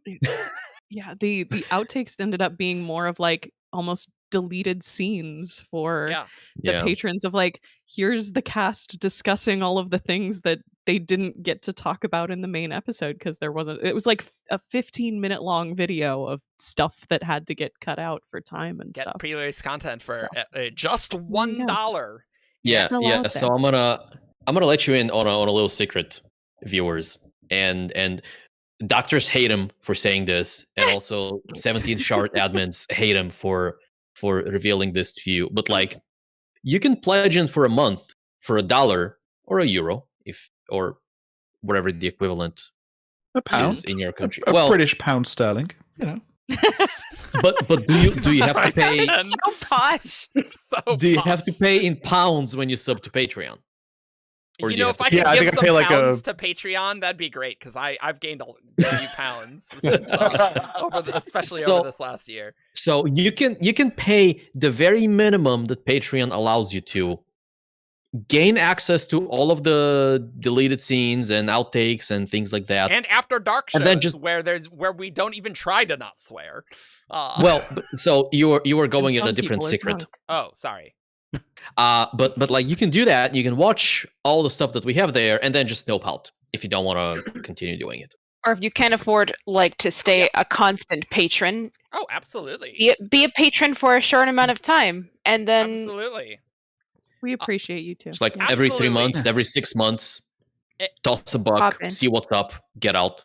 Anyone who is giving us their actual hard-earned money is like crazy. And also, all of you here for watching this. It doesn't feel real. It doesn't feel real. Like, I look at bigger YouTubers and like their patrons, like, oh, our Patreon's actually doing really well for our size. I was going to say really this. Yeah, well. for the size of our YouTube channel, we have a excessively large amount of people not like giving us money on Patreon. Like, we are so appreciative of like the patrons. It's like in disbelief. It helps that the Brandon Sanderson fandom has I'd say a certain level of zeal. Like, you go to the Coppermind, you go to other wikis, you can see the difference in zeal. You know, right? You can. So that helps, right? Also, apparently we love crowdfunding based on Kickstarter. Number one Kickstarter of all time. I think no, Travis, don't do that. Do not skip meals. No, do not. I mean, as the sort of 17th shard, we get to be in kind of a cool place where this doesn't have to be our job, because we have a big enough group of people who can sort of contribute their free time to be content creators. And I think we're really getting to utilize that a little bit more as we're branching out into these other projects like Diceborn and rereads, and like it's kind of fun to have the manpower to just sort of filter out into different kinds of content for everybody. Well, the advantage also of like this not being our day jobs, and like we don't have to use these we don't have to use content creation to be our life support, is that like it's so freeing to not have to care about the algorithm. It's so freeing to not have to care about like what's the best way to get clicks. And it's like if like people make or break us. If people can't contribute, it's like that's fine. Like whatever we get is a gift, and it doesn't actually hurt us. I want like just know that. Like, we're gonna get to pay our rent. It's gonna be fine. We can pay our rent. Like it gives us a lot of freedom to do what we actually want to do with this space, which I love that. Jess? Yeah, like I know at the moment, like Span Reads is not doing like the best compared to the other shardcasts, and I like do not care at all because like somebody clicked on it. Like there is at least a few people who did, and that is like all that I'm like. I'm happy with that. Yeah, like what we want to do. Even like this like lower rated one, like the last episode, like 2,000 views on audio to 2,000 on YouTube. Like a few years ago, we'd be totally fine with it. We're fine with it now. You can't compare it to Shardcast, which we've been doing consistently since 2017, right? Like we just can't. Yeah. Like definitely doing things as a hobby. Like I have my own separate YouTube channel, and like I kind of have the same mindset of like there are videos that I have loved making, and I'm like, these are gonna do so poorly, no one's gonna watch these. But then like people still watch them, and like even if it's like 1 or 2 people, they'll leave a comment. I'm like, holy shit, I can't believe you actually watched this, but thank you. And like, yeah, I kind of feel like that for the Span Reads in particular at the moment, because like, yeah, I know it's not getting as good as Shardcast, but some people are still watching it, and that's great. It's like, I think the last time I was on, I spoke about oh no, it wasn't. It was during staff call. But I think the video that we've put the most amount of effort ever into with me and my wife is the Chowder video, which is also like our least like our worst performing video that we've ever done. And then the least amount of effort I've ever put into a video was what was Yasna up to between Words of Radiance, which is our best performing video ever. And I'm like, this is fine. I'm like, that's fine. I mean, really, what that is Stormlight main character. I'm going to click on that video as opposed to Chowder. Whatever, I don't care. or like whenever we make like a Cyberverse video, right? Like there were definitely people like, why are you doing so much Cyberverse stuff? It's like, because there's a lot of Cyberverse stuff coming out. Like, that's because there's stuff happening. That's what Brandon's putting out right now. Yeah. So it's nice to do like some non-Cosmere, though I gotta say, I don't think there's gonna be Legion Death and Faxes Shardcast. Sorry guys. Sorry for the Legion. Heartbroken. I made an outline already. like that's just. We have so much going on. The schedule for 2022 is pretty set now. There's a few wiggle room things, but it's nice just to be able to do that. And like we use the patron money to like cover site costs, and we're like paying a nominal amount for editing, right? We're paying for Natasha, our DM, for Diceborn. Buying technology because there will be shorter videos. If we wanted to chase the algorithm, we would make videos that were short. Like, that's what we do. Just make Cosmere nice, like vines. 5 to 20 minute videos. Yeah. Well, I would actually, the more that I'm thinking about it, I would actually love to do like an Infinity Blade deep dive.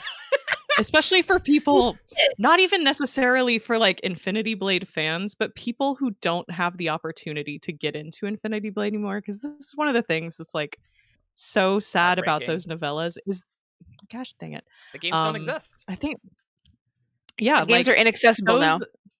those novellas are 2 out of a 5-part story that you can't access the other 3 parts of anymore, which is bizarre and sad because it makes it really hard to, like, even if you wanted to go read the novellas, it's difficult to actually do. I'd love to have a video that's like, hey, here's the story of the games that you're missing. Pause here and go read the first novella and then come back and I'll tell you what happens in the second game. To be fair, you should do that, and we should get you a camera to do that. Thing. So I know, I think you and Grace are next on the camera list. We Also, Travis, you're totally right. I loved making that video. I am thrilled to not be doing permanent overtime, so maybe you'll see some solo videos from me and not just be like, I got Shardcast done, and now I'm just gonna be tired the next day. And I'm so tired that I procrastinate on doing the next Shardcast until it's right below it's doing. So, and maybe I'll get some writing done, so someday I'll be an author. So there you go. That's my plan. But that's your quest. Yeah, that is my quest. But yeah, so we don't need to do those things like that. Like, expect some more variety of content and things. And really, us having a big group, it, first of all, was incredible for March because we could, like, in the olden days in 2017, we had like 5 people. And it's like, I'm so glad we had 5 people. We have a big cast now. It's like, okay, you're on this one, you're on this one. So because you're on this one, you don't need to be on this one. So let's do which are the ones that you want to be on the most. And then it's like Diceborn's happening, Spanreed's happening. It's all just a big web of things, and my frame rate's lower. Thanks, Discord. It's all Discord actually, not me. But yeah, we've been plugging Diceborn. Oh yeah. Diceborn's So we're talking about a lot of times. Oh, yeah, you get. You mentioned Natasha as well. Well, Natasha is amazing. Like, yeah. I only recently got into D&D, like at the beginning, like in like January, and like. So I've only had like 3 people DM for me, and Natasha is just a head and shoulders above everyone else. Like, fantastic. The people who were DMing for you were probably not like, this was probably not their day job. Yeah, she literally people who professionally DM are. They better be head and shoulders above everyone else. Yeah. We'll just go pay for Brennan to DM a thing. Like, oh yeah, I'm sure we can afford that. Like, oh yeah, no, we absolutely can't. Yeah. Get Matt Mercer on the show. That'll be yeah. And to be fair, if they were in the Cosmere, we maybe have. I was gonna. I don't know if I've told the story. Matt's a fan on those covers. Yeah. I can't remember if I've told the story. I told it at JordanCon about how we got in touch with Natasha, because what initially happened was Dan Wells on Intentionally Blank kept saying, "I'm a professional DM. Send me a message and I'll DM for you." So I did. And then that's right. and I pitched Dan Wells that we do Diceborn. And then he said, no, unfortunately, I'm too busy doing other projects with Brandon. I don't know if I'm allowed to say, so I'm not going to, but he's doing something else. He was probably working on Dark One. He's been working on Dark One. Yeah, sorry, yeah. He's 6 months. Cool, excellent. Yeah, so he was like, yeah, I'm going to be too busy on Dark One for that, but I'll introduce you to the lady who got me into professional DMing, and that was Natasha. And so Natasha is just amazing. She is. I remember very distinctly seeing the episode 0, which is it a Patreon exclusive or is it Patreon early episode? It's exclusive. Yeah. Session 0 will be Patreon exclusive. And by the way, Session 0 is like 4 hours as well. Yeah. That's dropping on Monday, right? Mm-hmm. Patreon. Yes. I remember watching that, like the raw footage of that early, and it is amazing how many things she thinks of that I've never thought of in like however many years I've been playing role-playing games, and also how good she is at there was a bit there where you talk about character histories and who your characters are and things like that, and you've done characters 1, 2, 3, 4, and you are in character 5, and she's like, well, what if we tweaked this one thing about your history very little, and it ties perfectly with like character 1's backstory and like the narrative sense, like the connections she's able to make on the fly to make the story better are incredible. Like, she is all my thumbs are up for Natasha. She's fantastic. Yeah, I would like one of the reasons that, because I did consider DMing for this. I think we spoke earlier about how DMing is for, but it's so much effort, especially because Miss Board Game, because it's narrative based, is you essentially have to write a whole story. And the story that she's telling with our characters is just, it's been so good so far. It's so excited for you guys. I'm so good, guys. I'd say I'm really excited to see it, but I don't know if I'm gonna have time to watch it in the next while. But I do want to watch. Eventually, look, solidly. Once I read Tress and Yumi, I'll get on that. Let's beat it. I mean, you don't need to read Tress. You already know everything that happened. Shush you. No, he needs to read Tress. The Gamma is coming up in like a month. I don't know. That's when he's gonna read it. Yeah. So I will be able to talk about this with Eric. She's been wanting to be able to talk about that for a while. Tress is fantastic. Viewers, I will. Well, I can say this. Okay. Tress feels like a warm blanket of a book where you just like lay on a couch or sit on the couch and you just wrap up with a blanket, and it's punching yourself there for a second. So then now I figured out what you were doing. Bridge 4. Yeah. Bridge 4. God, that's funny. But you wrap yourself up in a warm blanket with some hot cocoa or another comfort drink of your choice, and you read a nice book on a pleasant evening or whatever. Like, that's how Tress feels. It's a comfort book. It very much is. Yeah. Tress is a cinnamon roll of a character. Yeah. And I love her so much. I don't think we're gonna have our own con. But we may have a panel on Dragonsteel Con. That may indeed happen. Yeah, I don't think we're going to have our own con. That also sounds like a lot of work. That sounds like a lot of work. Ooh, a podcast on Theft. I mean, maybe, yeah. I don't think that's happening before Stormlight 5. No, maybe there's so Stormlight 5 in the hiatus. It might be a good time to do like go through some of the key members of Bridge 4. Yeah. Or something. Good news, we are unlikely to get any new Theft content in Stormlight 5. Exactly. Unless he writes that novella that's a Theft flashback. He's all not in Visagers. It's all in Visagers. It's not a great story. I would love for him to do Theft for that novella, but he's not going to do Theft. Yeah. Yes, $1 is enough for pre-release content. Our $5 one gets you access to bonuses that we really need to do. Such as a patron chat, which, by the way, there will be a patron chat next weekend, by the way. That will be happening. We basically shut down. We're like, all sirens going. Yeah. We got to get the secret project done. Like, any of this other stuff. Sorry, insanity. Guys. You guys probably want our secret project thoughts more than, like, other things. So it's like, okay. The patron perks. Thank you for bearing with us, patrons, while we battened down the hatches. I'm actually writing a draft of a post of stuff for the patrons, but also we need to do patron Q&As. Those got to come back, and also voting for Sharpcast episodes. Like, fun story. So I put out a poll that was like, ooh, which Rhythm of War topics do you want next? Whoa, fun. And we were literally gonna record Harold's Desolations March 6th. And then it's like, nope. So trust me, we will release them in the order of that poll. I'm so sorry it's going to take so long to get there. Like, I think that'll be like July. Sorry. But we'll be getting there.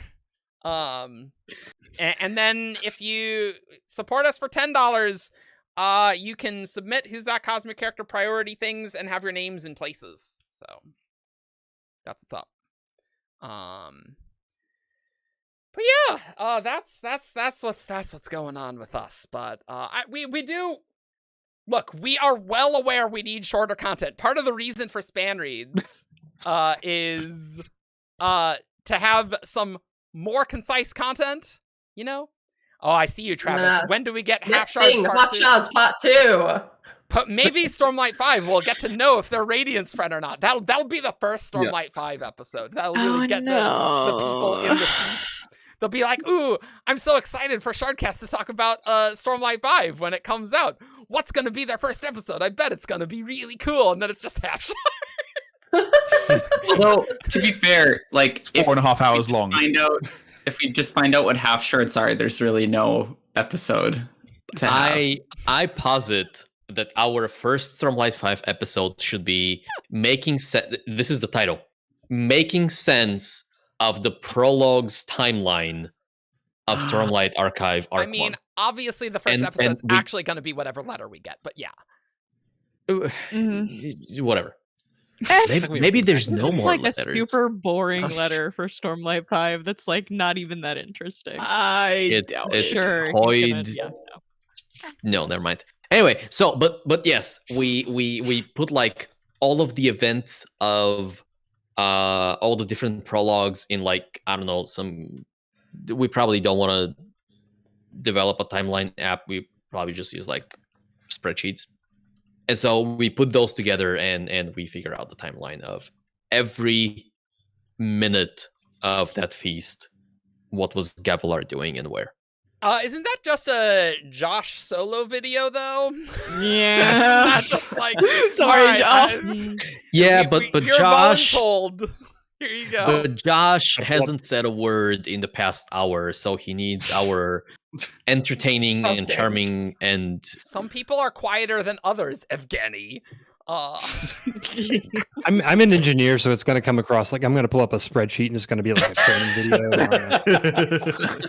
See, that's the thing with like solo videos. Like you have had some ideas of like things to do, but then we'd have to like put things on screen, you know, if it's not like a talking head thing, right?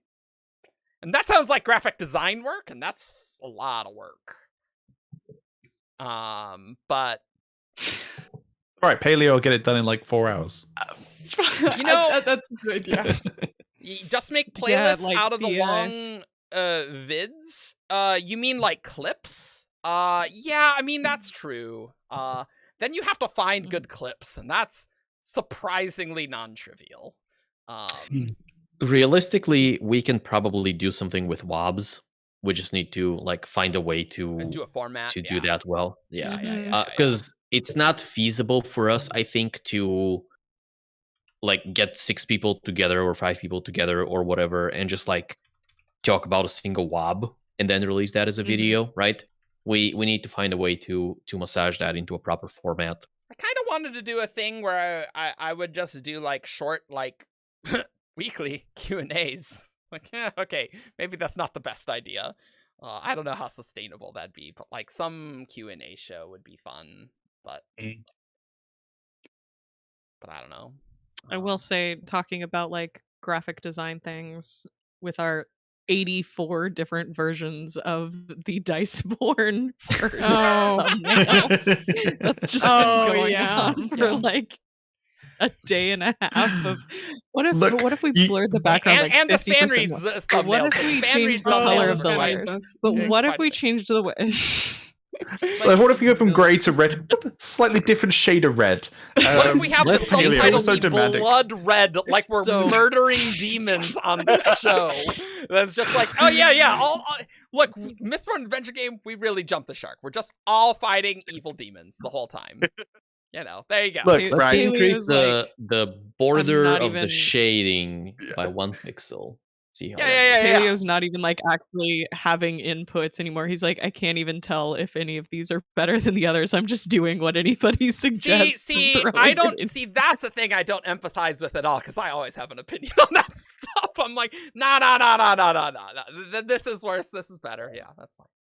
Graphic design by committee.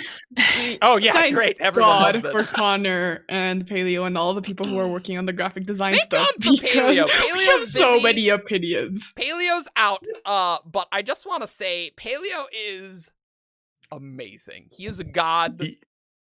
He made a dice roller for Diceborn. No. Yeah. It's so good. Like he what did he do? So he made the dice roller, which is incredible. As the dice roller we have isn't just like you don't just click the dice and it rolls. It like connects all 6 of us onto the dice roller, so we can see all the rolls, and there's a history on there, and the dice that we're using in the dice roller are the dice from Crafty Games' Alamantic medals. So they did that Kickstarter where you could get 18 dice, one of each of the medals. And then so it's those dice, because Paleo went into whatever 3D modeling program he uses, and he modeled every single one of them and made them look like every single dice, and then it ran it, and then there's all that. And he's like, the lighting. It's like, oh, the lighting isn't quite good, but I'm working on it. The lighting. It's like, okay. Yeah. How? I feel like in a day. He's like, oh, I have a draft of this in a day. Like, it needs refinement, but here's a draft. He made the Shardle draft in like a day. Oh, by the way, we have Shardle now. I'm told yesterday's was a misspelling redirect from a copper mine. So I'm so sorry if you were playing Shardle and it was just that's hilarious. Spelled wrong. It was grabbing a redirect and we didn't notice it on the list, which is hilarious. But I'm so sorry. There was not really like a way to communicate that effectively. Yeah, I would ask what it is, but I think it spoils the thing. So when it comes to like dice things, I think that's one of the things that I love it when like actual play shows lean into being able to like show dice stuff, because that is so much of the fun of like a role-playing game is like what's on the dice, what's happening with the dice. Like I've been watching a lot of Dimension 20 lately, and they have gotta watch Star. It's so good. I've been watching their latest one, Starstruck Odyssey, but they do a really cool thing because they play a lot of D&D, where because they're an in-person group, they have they call it the Box of Doom, which is actually like a dice box that has a camera that points to it. So if there's a really important roll, you can actually like see them rolling the actual dice in the Box of Doom, and we'll be able to see what it actually came up with. And it's like, oh, it's a really cool moment. All I know from clips is that Allie's just gonna randomly get a nat 20 and just completely. I mean, that is like, what Allie does. Yeah, that's their my dice luck is Dimension 20. Their dice luck is so incredible. Yeah, I have been. They like have like almost like protagonist syndrome at climactic moments. It's like inevitably Allie is going to become like the main character in a climactic moment and roll a nat 20. Yeah, because I was just watching a clip the other day of Allie's like, so if I roll a nat 20, will I not die? And Brennan's like, yeah, sure. And it's like she gets it. They get the natural 20. Yeah. The Allie's crazy powers of control over the dice are sort of balanced out by Lou's atrocious luck in the most important moments. I gotta watch this. I've been watching so much of Actually on College Humor, and that is good. Actually, it would be fun to do a Cosmere Actually. Yeah, we've been thinking about that. That's just the problem with game shows is that we have to come up with prompts, and that's a lot of work. Like, the preparation ahead of time is significant. But, like, we can draw from WOBs and really mess with people real good. That would be fun. And if you look at some of the actually prompts and think about, like, how much work it is to fact check everything except the one thing that's wrong. Or if you're doing, like, sometimes they have, like, the multiple questions where, like, you're supposed to spot as many errors as possible. And it's... The other issue with like Actually is like sometimes there's like, okay, there's 4 nouns and people are just guessing each noun that is wrong, right? But like we know the Cosmere stuff so well that like I think our questions need to be like a step above that, and like so it's not just like obvious. It's like, oh yeah, I know the Bridge 4 member. It's like, okay, yeah, got it. Yeah. You can't just change one character's name because that's just too obvious to the crowd that would be watching. Yeah. But there's some dumb like throwaway Bridge 4 members, for example. Right? Okay, let's just get all the copper mine keepers on a thing, and we'll just see how well they do. I do like the one that they had about shard blades, and like, what did they? Yeah, it was on them actually. Instead of 10 heartbeats. And that was so subtle. Like that one was really good. Yeah. I like when they have things where it's not just like a noun that's wrong, but it's like there's a subtle thing. There's a fact that's wrong. Yeah, there's a fact that's wrong. And I feel like all of ours would need to have a fact wrong, which would mean we need good facts. And Matt, the only frickin' thing I can think of is the 10 Great Houses of Luthadel, but switching something very slightly. But you can't be on that episode, whatever that is, and see if anyone else gets it. I'm bad at the relative positioning of two of them. Yeah. I'm good at the top 5, but the bottom 5 we switched out for our Miss right, exactly. And I always get those wrong. So Urto and Trone and all those, I get Urbane, I get mixed up. Entrone's not a great house, Matt. You're fired. Oh yeah. See? When I get lower down, it's tough. We could almost do have the cast be people who haven't if you haven't read that book in 5 or 6 years, you could put me on an Elantris actually, and that would be funny because I would really struggle to actually figure out what was wrong with things. I have a terrible memory, so I would be great actually. There's different levels of difficulty, right? That sometimes you want people who this is the one. Let's get all the people who don't know this book well at all and just see what happens. And then you don't. The questions don't need to be. Get me on anything but Stormlight, and it'll be I actually read Elantris a couple years ago, and it's it's already gone. Yeah. I mean, my memory goes away It's like a copper mine. Same with these shows. I don't remember what I said 2 weeks ago. I'll see comments and they're like, "Oh, this was so funny that you said this." I'm like, I have no recollection or any context whatsoever. Oh, the comments. Oh, when when Shannon said this, that was really good, and I was like, "What did I say?" Yeah, exactly. No, it's really funny because I tend to remember things that they say on other podcasts, and that really well. Our Era 2 episodes. For World Hoppers, we're doing them with Rob Santos from the Inking Out Loud podcast. And sometimes he'll say something, I was like, oh yes, you talked about this in this episode or whatnot. And then it's someone else recently when we posted our Shadows of Self episode responded to something we said, and I didn't remember what we said at all. And so it's strange how that changes. Yeah. I'm not going to remember what we said tomorrow, really. We shared the comments that are what I wanted. The point that so-and-so made about topic was awesome. And you're just or point about this was really dumb. And I'm I don't even remember what I said, so I guess I can't respond. Or the ones that have the timestamps in them are both helpful and then throw a timestamp. I could click on that and now I know what I said, but also I don't know what I said at that timestamp. No clue. I don't remember what I was thinking when I said that. And David doesn't watch Shardcast that he's on. Oh no! Oh, Travis, am I the only one? At this point, I don't. I watch the ones I'm not on. I only watch the ones that I'm on. The timestamp comment is how I found out about Jess doing me dirty in the editing in the span reads episode, because someone said it was really good. You did. There was a part where the zoom in. Yeah. That was so much fun to do. Also, apparently, Travis Matt had a great facial expression, so I zoomed in on it and put a meme next to it. Yeah, and it was like, whoa. Yeah, it was like that.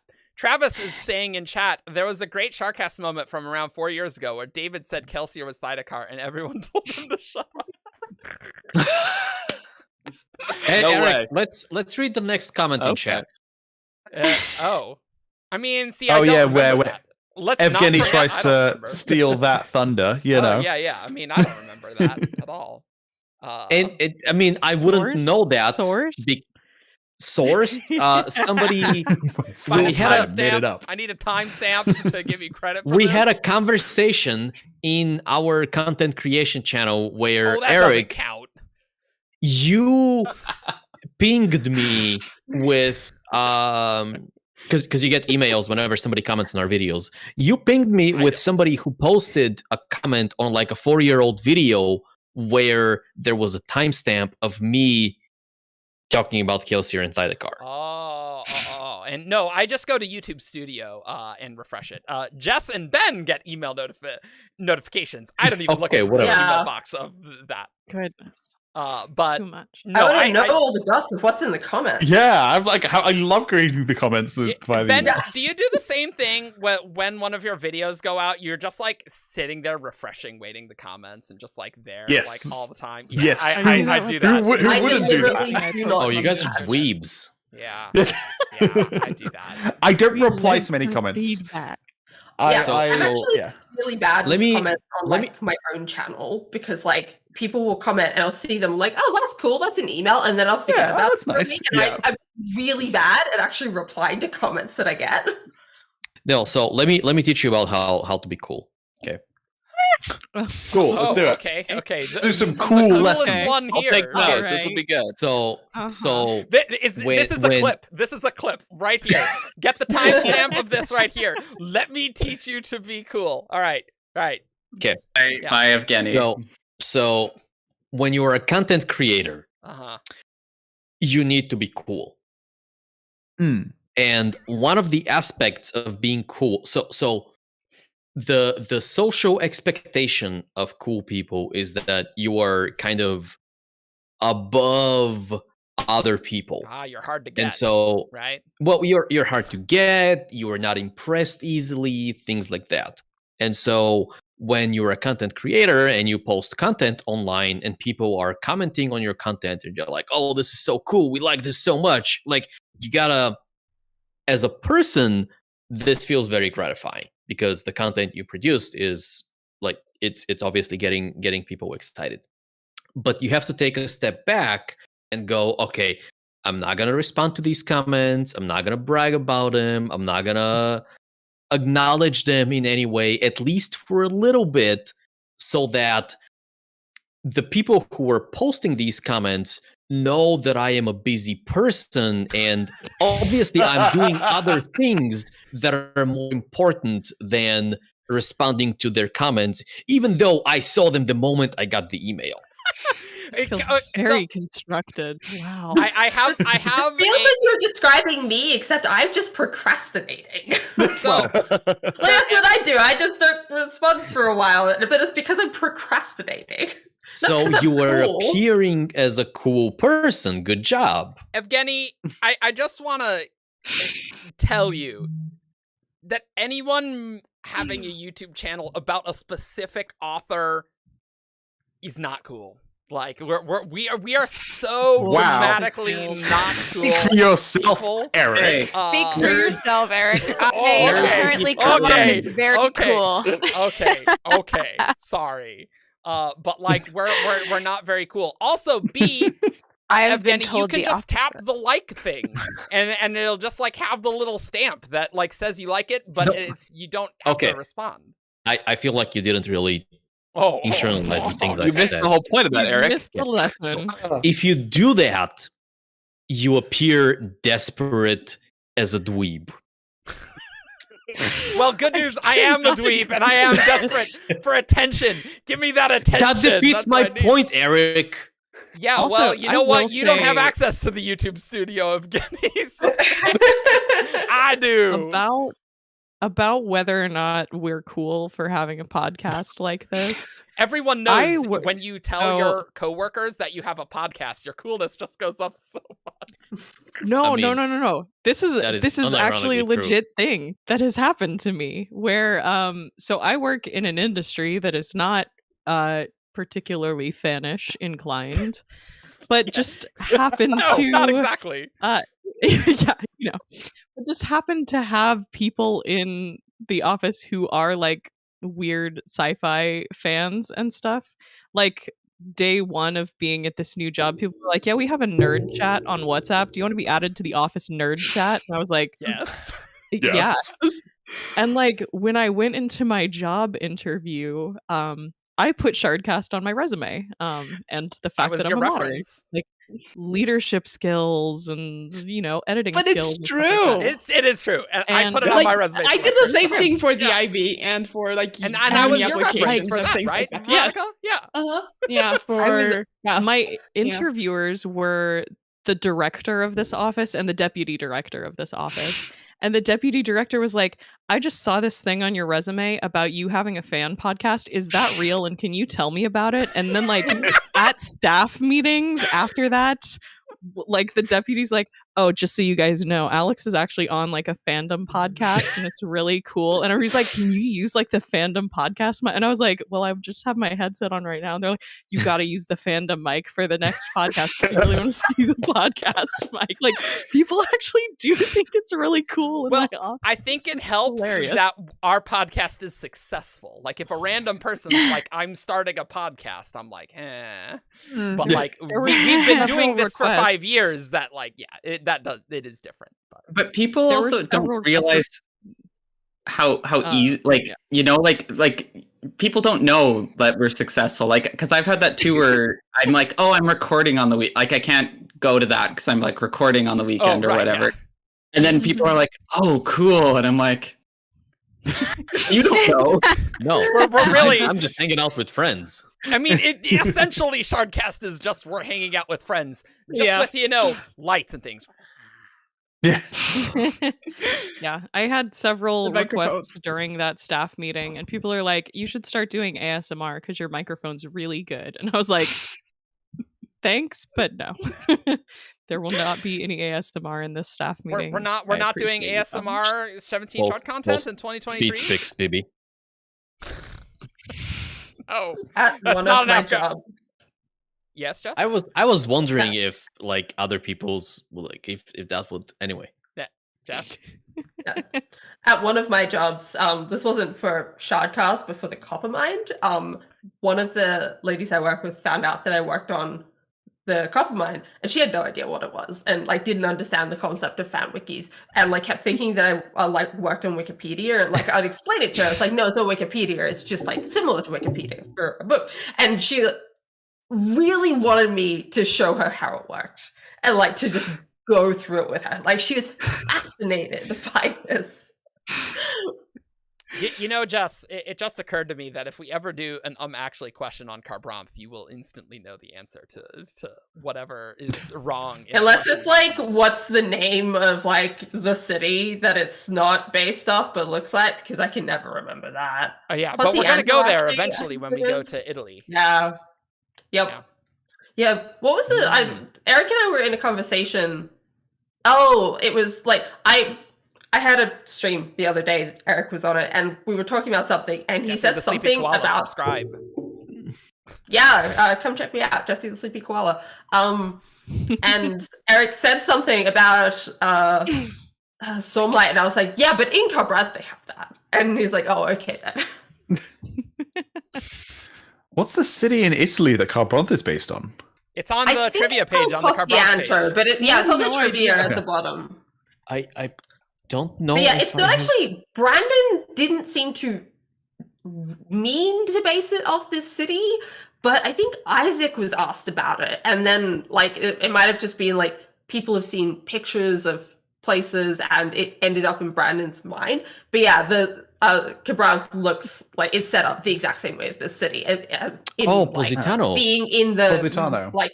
Positano, yeah, like it's like on the south of Italy, like down near Pompeii. And like it's like all up into a cliff and like looks out over the ocean. It's like, oh hey, this is exactly the same. Oh, it is. It is like right next to Pompeii. That's cool. Yeah. I've never heard of this. We were gonna go on a honeymoon there and like go see it, and now we're going somewhere else. Yeah, but we will get to Italy. But the pandemic changed some plans. So. Yeah, I have genuinely not seen the swab. Wow. Oh, you know what game show we really do need to do though? That it's not actually, but it's WoB or not, where we just make fake WoBs and we try. Fake WoB. Like I'd love to be on that one because I would just feel it. And you don't. That's why we want people who don't know WoBs to see. You know, feel it in my heart. That's probably better than the one that I had in my mind, which was Word of Argent or Word of Brandon. Yeah, you made that really complicated on that one time you did that on the show, I think. I didn't. It was take a Word of Brandon and like twist a small thing in it. Well, yeah, but you can still do that for WoB or not. Well, yes, but then that takes me out of the That doesn't have Argent's name. right. Yeah, I'm like, Yeah, you gotta think about in this. the game. Come on, Eric. Sorry. Yeah. Look, Evgeny, if you wanted to do videos like that, you can. You have the camera, okay, buddy? Yeah, but that's work There you go. that I would like someone else to do for me. Well, then you can't have your name in the title. If any viewers, if you ever want to start doing a video series or a show about something, just know someone has to do the work, and it's effort doing things. Like so much effort. The amount of work after you're editing and you upload it, like the uploading, the thumbnail, the description, the end slate, like that crap alone probably takes me a half hour to an hour to do. Yeah. Like the worst part is the bit between like you finish editing but you haven't uploaded yet and you have to like do all of the background stuff to upload and have everything ready. That's the worst part of it. I hate it so much. You're an hour Thank you for into the kind editing words, and you Evelyn. think, Yeah. "Aww." She Yeah. said, "You have no Really idea appreciate how that. hard, no idea the hard times you've all got me through. Thanks so much for your channel and all the work you do." Thank you. Thank you. I feel Shout like out, this. shout out for Evelyn Yeah, for being that's here adorable. for a very long time. Long time commenter. That's right. Definitely a I'll give you- name I'll we give you the K-pop recognize parts, and too. appreciate. If you want the K-pop parts. Like, I don't know what that is. I I don't know what that is. It Oh, really, it's like the fingers. It's cute. Okay. Little heart. Yeah, that's why Oh, yeah, K-pop yeah. stars do this. It's a finger heart. Is it? It's a Not thing. bad. Because it's a Yeah. really small heart. Little Yeah. heart. Okay, yeah, no, I'm gonna stick with that. Sorry of- for being multicultural on Shardcast. yes, Matt. Oh, I was just gonna say someday I'm gonna get around to doing my Adolin's trial video. Dude, Oh, we gotta right. get you a camera for that, Matt. Please. I want to see you just like many basically be a legal eagle video, but just going into how ridiculous that trial is. I wanted this since you've done your beta comments on that trial. I gotta be honest, Oh, because What if we you've been time that Yeah. with She-Hulk? I mean, we could make that happen, but I feel like there's a certain life event that will prevent you from doing that. Oh, hold up. Brandon tweeted something. Uh-oh. Uh-oh. Oh no. Oh, what Elden Ring? Is it Elden Ring again? Elden Ring. Are we in Yeah. trouble? Adam Adam here. We tweeted have to something. change our whole Okay, we don't care about that. content schedule? Yeah, Oh, tweeted doesn't something. matter. I was... It's fine.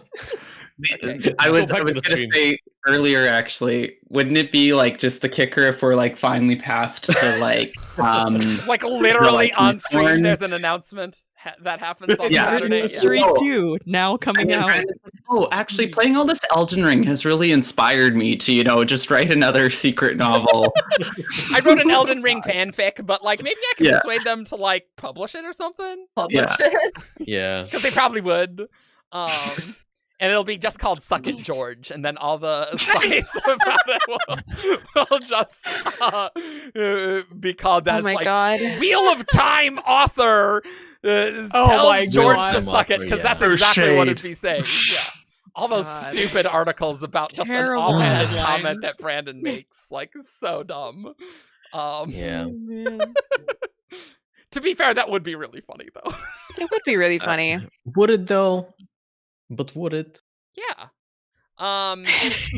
But I really think 2022 we're finally doing the shows that we've wanted to do. Like you guys don't know. Span reads.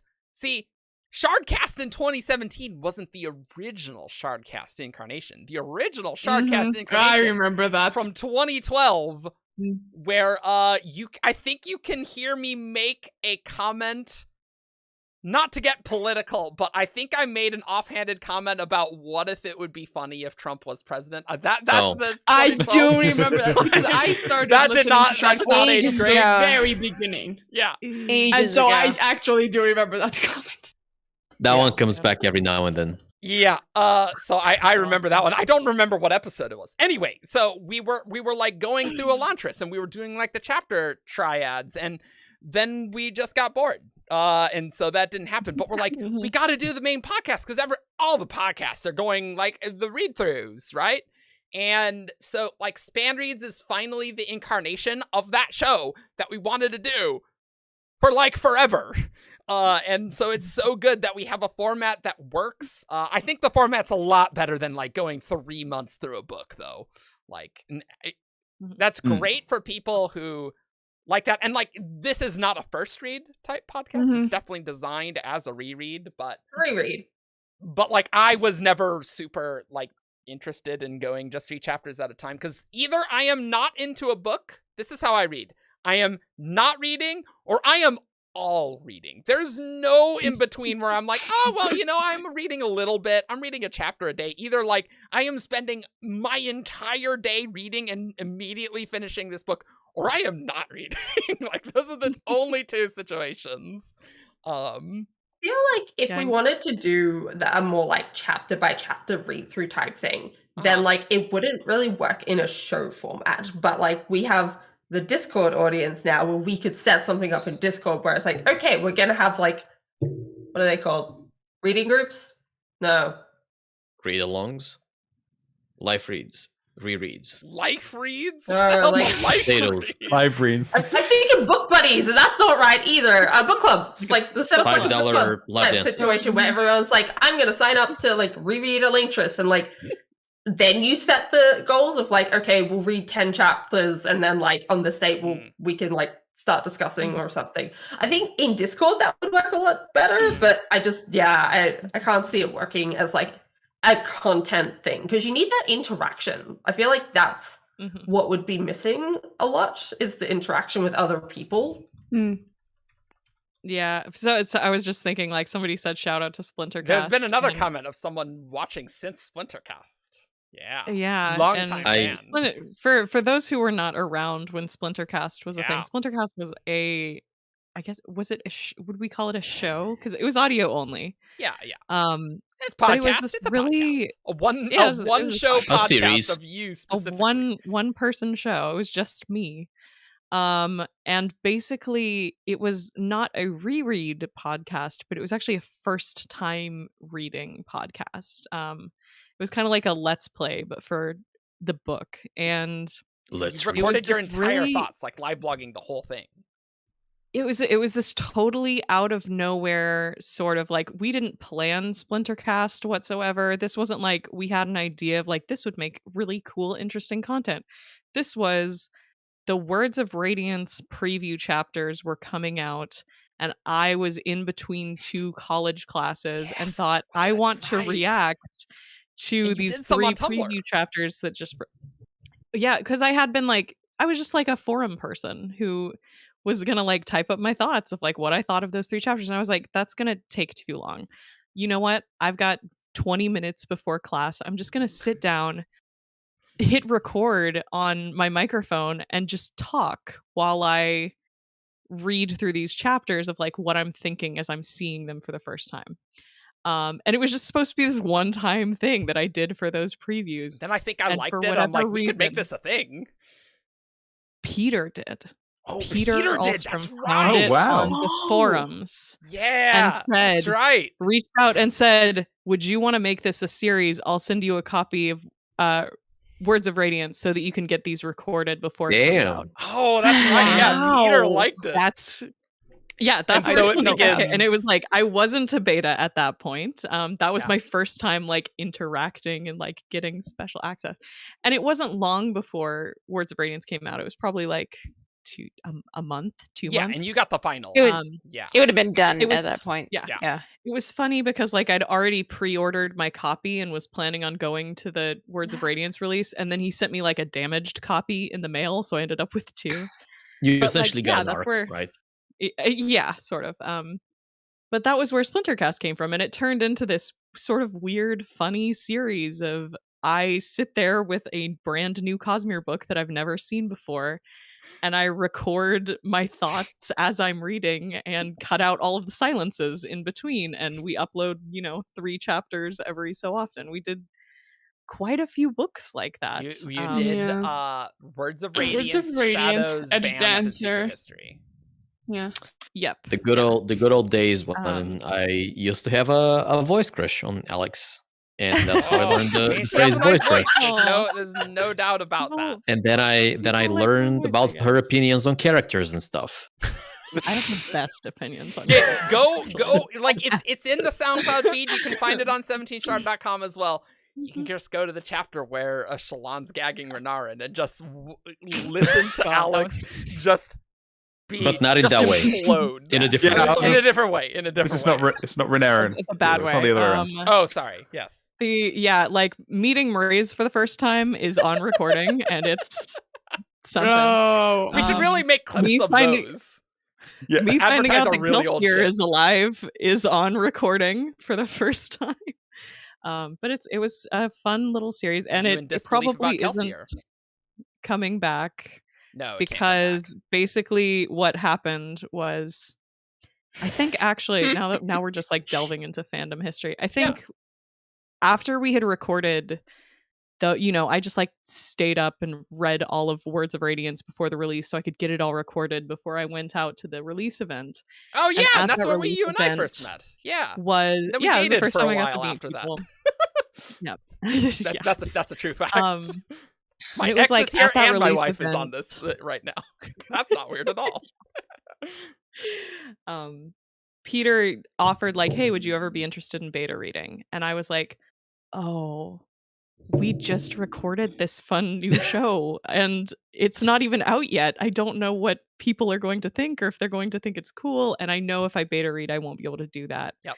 So I actually like really held off. I had like the beta offer and declined for a while. I did some non-beta Cosmere or non-Cosmere beta reading. Like I did like Steelheart or Calamity, I think was actually my first one.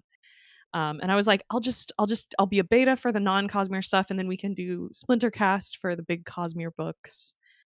And then Oathbringer was coming around, and I was like, I'm too tempted. I really do kind of want to be a beta reader on Oathbringer. And I was like, you should do it. You have to do it. That was my first time breaking over, and it was like, farewell, Splintercast. You were a fun little show. And honestly, your comments on Oathbringer were extremely important. Saw things that other people did not, because you literally it was really cool to work on Oathbringer. But you know why that show's called Splintercast, guys? You know why? Other than like Shard Splinter, but like even though Shardcast, that original Shardcast incarnation, sort of died, we were always like, we're gonna get back into it, like surely, right? Like we're totally, it's gonna be the show, right? And so we're like, oh, Splinters, that's the offshoot, but like that was the only shoot for like years, basically. Yeah. And then we're like, okay, so then we should do a deep dive show where we like get like really into the lore, and we called that Shard Keepers. There's a few of those. Dive cast. And with Oathbringer, I'm just like, dude, that's just Shardcast. Let's just have that be Shardcast. We'll do a reread podcast eventually. 5 years later, we're here. That's fan reads. We're here. Yeah, it's fan reads now. And honestly, the name Fan Reads, 10 out of 10. It's so good. Though there were some interesting comments about the name as well, but that were quite amusing. But that was cool. Yeah, that's Feather, you have a fan in chat. What's happening? They have the same opinion about the race that is wrong. Listen, we are correct. We are the truthers about whether or not Raise is right and perfect. Raise truthers. Great. That's known as the Razors. My headphones are dying. Oh no. But like we're finally here. And Matt, how long have we wanted to do a Mistborn adventure game show? I'd have to go back in our chat. 2013. It was like with MBI, the Mistborn forum RPG, right? Mistborn Inquisition? Well, no, we were like, oh, we past. Oh yeah. I still pay for hosting for that. I thought you guys weren't doing ASMR. Travis, what do you mean, Travis? Travis, What are the words that you're saying in chat? I don't know if you guys have seen this. Not to get off track, Matt. While you're looking at this, Peter tweeted a thing about AI Stormlight. Like he put in all the Stormlight books into an AI, and it generated other prose, and it is amazing. I need to ask Peter if I can do like a video on that, because there are some just it's like readable, but it's just like weird. It's really fun. Voice it. Oh my god, we can voice it. We should definitely do it. Speaking of that, a while ago, Travis had made a comment about, now that we have all 5 parts of the Stormlight prologues, somebody should write a sitcom. And it just started fan casting it with the staff. And so that's up there. I see. But like, it's got to be like 2013, like I think 2012 when like MBI was. I mean, I think it was still like even dead by 2012, right, Matt? Like it's kind of dead by 2012. Yeah, MBI's height was like 2010, 2011. Yeah. And then it kind of started to, and then it had a very long decline. Where I'm like, you get the like ball's never ending, Matt. No one understands this reference at all. But basically, the Kaswana ball it's still is going. forever. It's still going.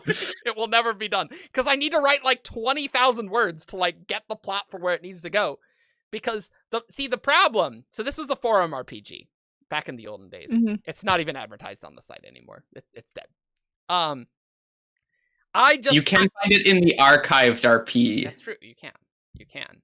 But I would keep getting myself integrated into the main plot, and then when I didn't have time anymore, the plot just stopped. And then what happened was then just like, what about all these other noble houses that are doing other things? And then it just was like noble Luthadel simulator. Yeah, that's basically what it was. Yeah. Well, and then the issue was that, like it just like had character bloat, but then like some main things weren't moving along, so we developed like side things more. Yeah. And then we'd have staff meetings where we would like plot out like. 3 balls ahead? Yeah. The DeVoe ball was going to be great, but yeah, that never happened. Apparently these headphones are broken and only one of them works anymore. So but anyway, new headphones. I think by the time the Mistborn Adventure game came out, it's like, oh yeah, we could do like a thing. It would be super fun to do RPG thing. But then it was all like, who's DMing? And like, and the answer turned out to be we needed to hire someone, which was unclear at the time. Throw money at the problem, then that solves it. That's true. That is true. I just remember though. Yes. We were looking for some different character artists back in the original iteration, and we approached a couple people, and Sharaf was one of the people we talked. I have it in my Tumblr messages. Oh my god! I messaged her way back then, and I said something vague. I'm like, "Okay, we're planning some sort of project. We're not sure if we'll go ahead, but would you be like available or interested, and what would your rates be, and yada yada." 9 years later. And then 9 years later, Ben is like, "Oh yeah, and I got Sheriff," and I was like, "No way!" Like, that's so funny. Yeah, they literally commissioned character art, and it's so good. Well, it's so good. It also helps that she has like a million pieces that are Cosmere.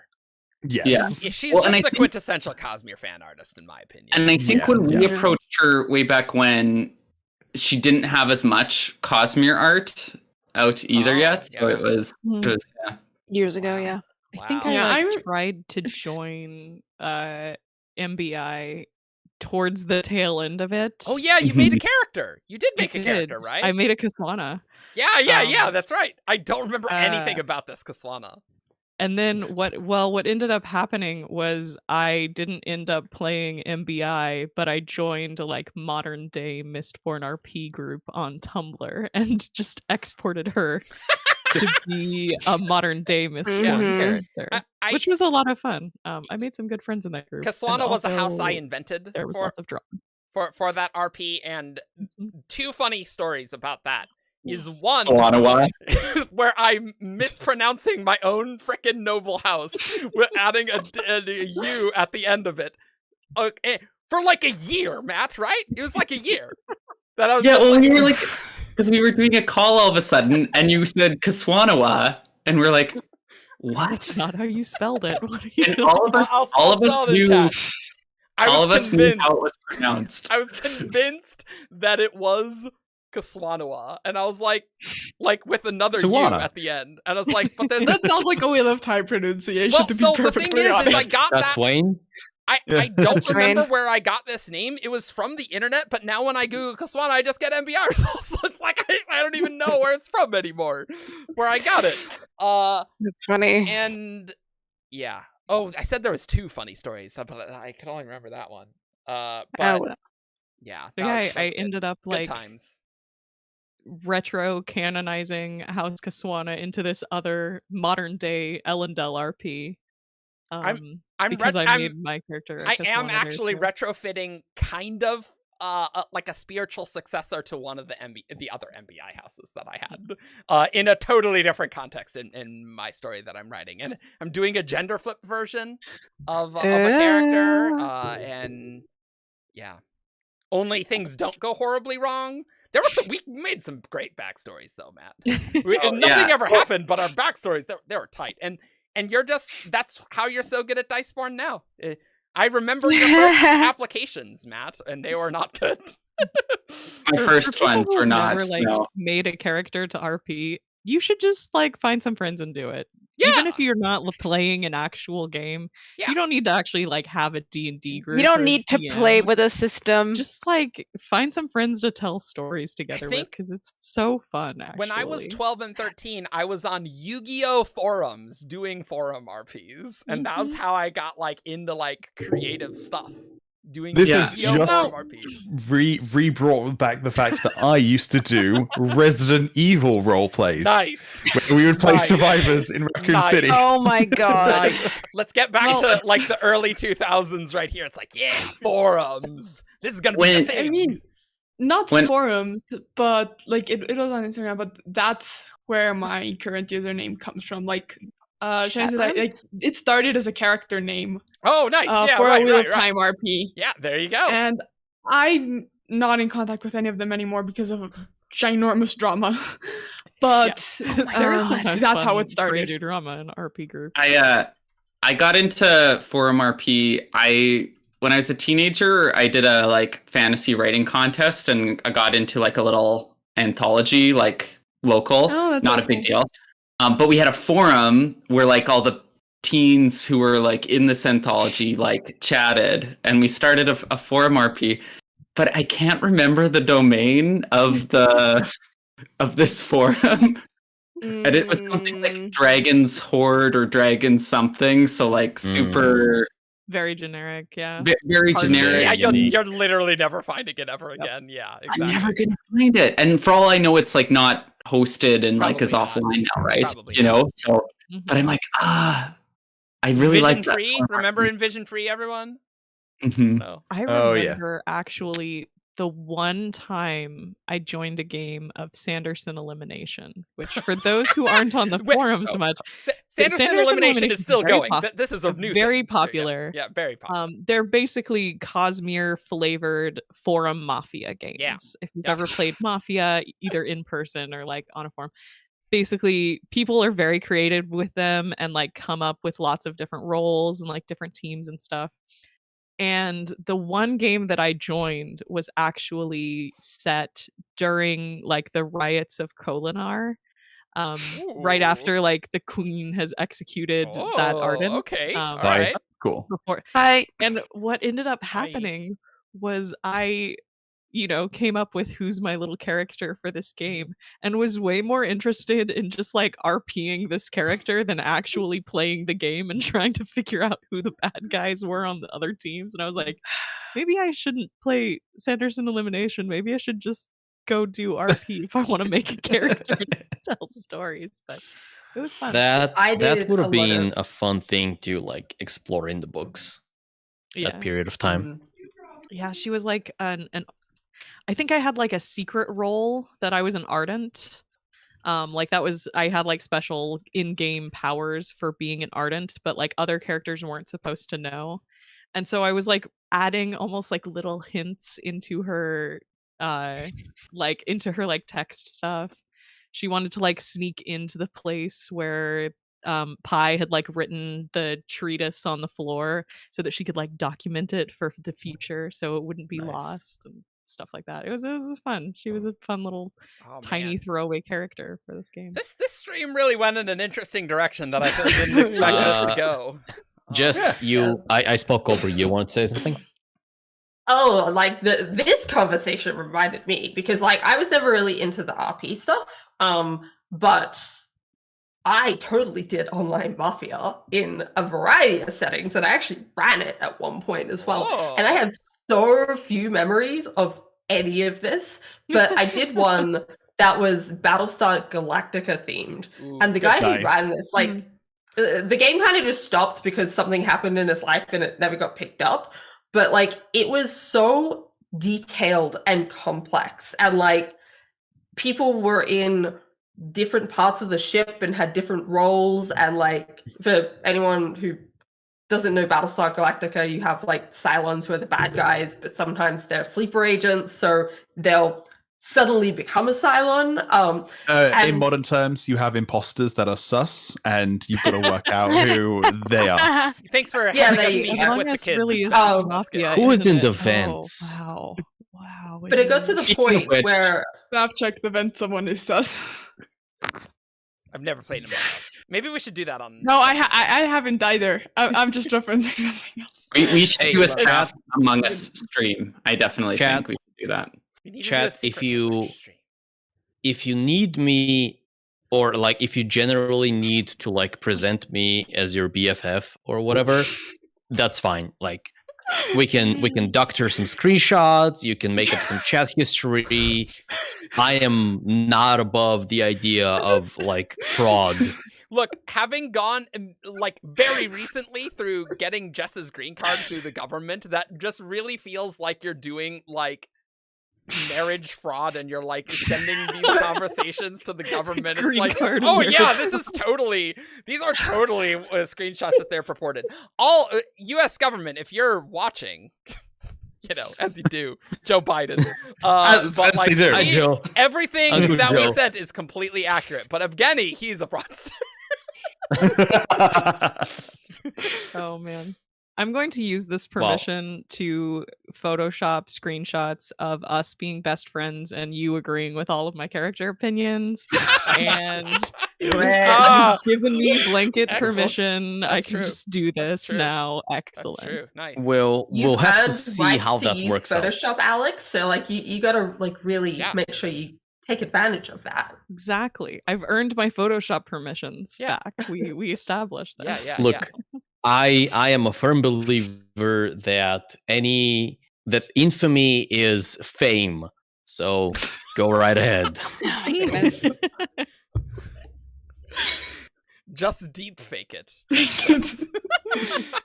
Also, you guys, you should ping Paleo on Discord and ask him about how his deepfake efforts of my face are working out. What? Because I don't think he's made any progress in the last like year. Well, yeah, that's because he couldn't get it done in a day. So yeah. Also, ask him when he's going to start streaming Fortnite as Kelsio. Also that. Oh man. Well, we will do more streams. I don't know if we can do it monthly. There are kind of a lot of things going on currently with recording, and like literally we're planning for Stormlight span reads. Like, I know you're not going to see those until 2023, but like span reads has a super long lead time in order to make sure it comes out on time. So that way we don't have any scheduling issues, right, Ben? Yeah. Like we're recording, right, Ben. We're recording Warbreaker at the moment, or soon in a couple of weeks. That's not coming out till like what, next February? Oh no, tell March, me about next it. March. I could look at the spreadsheet to see, but yeah, we've recorded. I mean, I'm glad I have a lot of time to edit, and unlike Eric, I didn't leave it till the day before. Yeah, so remember how I need to still edit those two here. Eric said he would help me because I was feeling overwhelmed, so I gave him 2 episodes, and like so far, I've edited all the episodes around them, and it's just those 2 that have not been edited. Look, I'm near the end of the semester. I'll just do it next weekend. You know, a friend of mine was reading Warbreaker for the first time. Although why she bothers is beyond me, because she read Stormlight and she like already knew most of the interesting things about Warbreaker. Warbreaker is fine off the Stormlight. No, it's fine. It's fine. But she knew a lot of spoilers for Warbreaker from like Reddit and stuff. Yeah, sure. And it is astounding to me. Like, I remembered the Vivenna Denth Tongfa reveal happening in like at the 3rd way into the book. Like 1/3 into the book. Like early on, you mean? Yeah. In the first half? Yeah. Apparently it happens way later. Yeah. Currently reading Warbreaker, and I was like, oh, this happens in like the first third, and I was getting to like the last quarter, and, I'm like, is this going to happen anytime soon? Yeah, it's so far through. Like, I did not remember that. Yeah, but speaking of recording things way ahead of time, we've recorded most of our Stormlight episodes for World Toppers. Those are coming out in like 3 years. God, the spoiler sections are going to be so outdated with everything we're getting next year. Yeah, like next year's will be fine. I don't know how many new shows we can do, but we got to do some shorter content, right, Evgeny? Yeah. I have a camera right there that you're not using for this, but well, that's because I don't want to let my viewers up. I mean, for all the people who need Evgeny, wait for the good camera, and then you'll have more access. You'll see way too much detail in 4K. So I would recommend against so one day I will publish solo videos. I'm not gonna tell you what they are, but I will do that. No spoilers. I recommend putting the quality down to like 360p to make you look better. Because once you go above 720, you start seeing way more of my skin problems that I normally am showing. Yeah, I mean, on a Discord call like this, yes, the quality isn't very good. Whereas, like, you see a lot of detail in 4K. That's for sure. But that's okay. Robislav, what? This is what makeup is for. Get that camera face going. I don't know how to do that though. We'll teach you. It's very. You can do a 5-minute face, and there are plenty of women who don't pick it up in high school like they were supposed to. And it's you can just quickly there are some quick 5-minute things you can do that will just a great little video idea, short video idea. 5-minute face tutorial with Evgeny.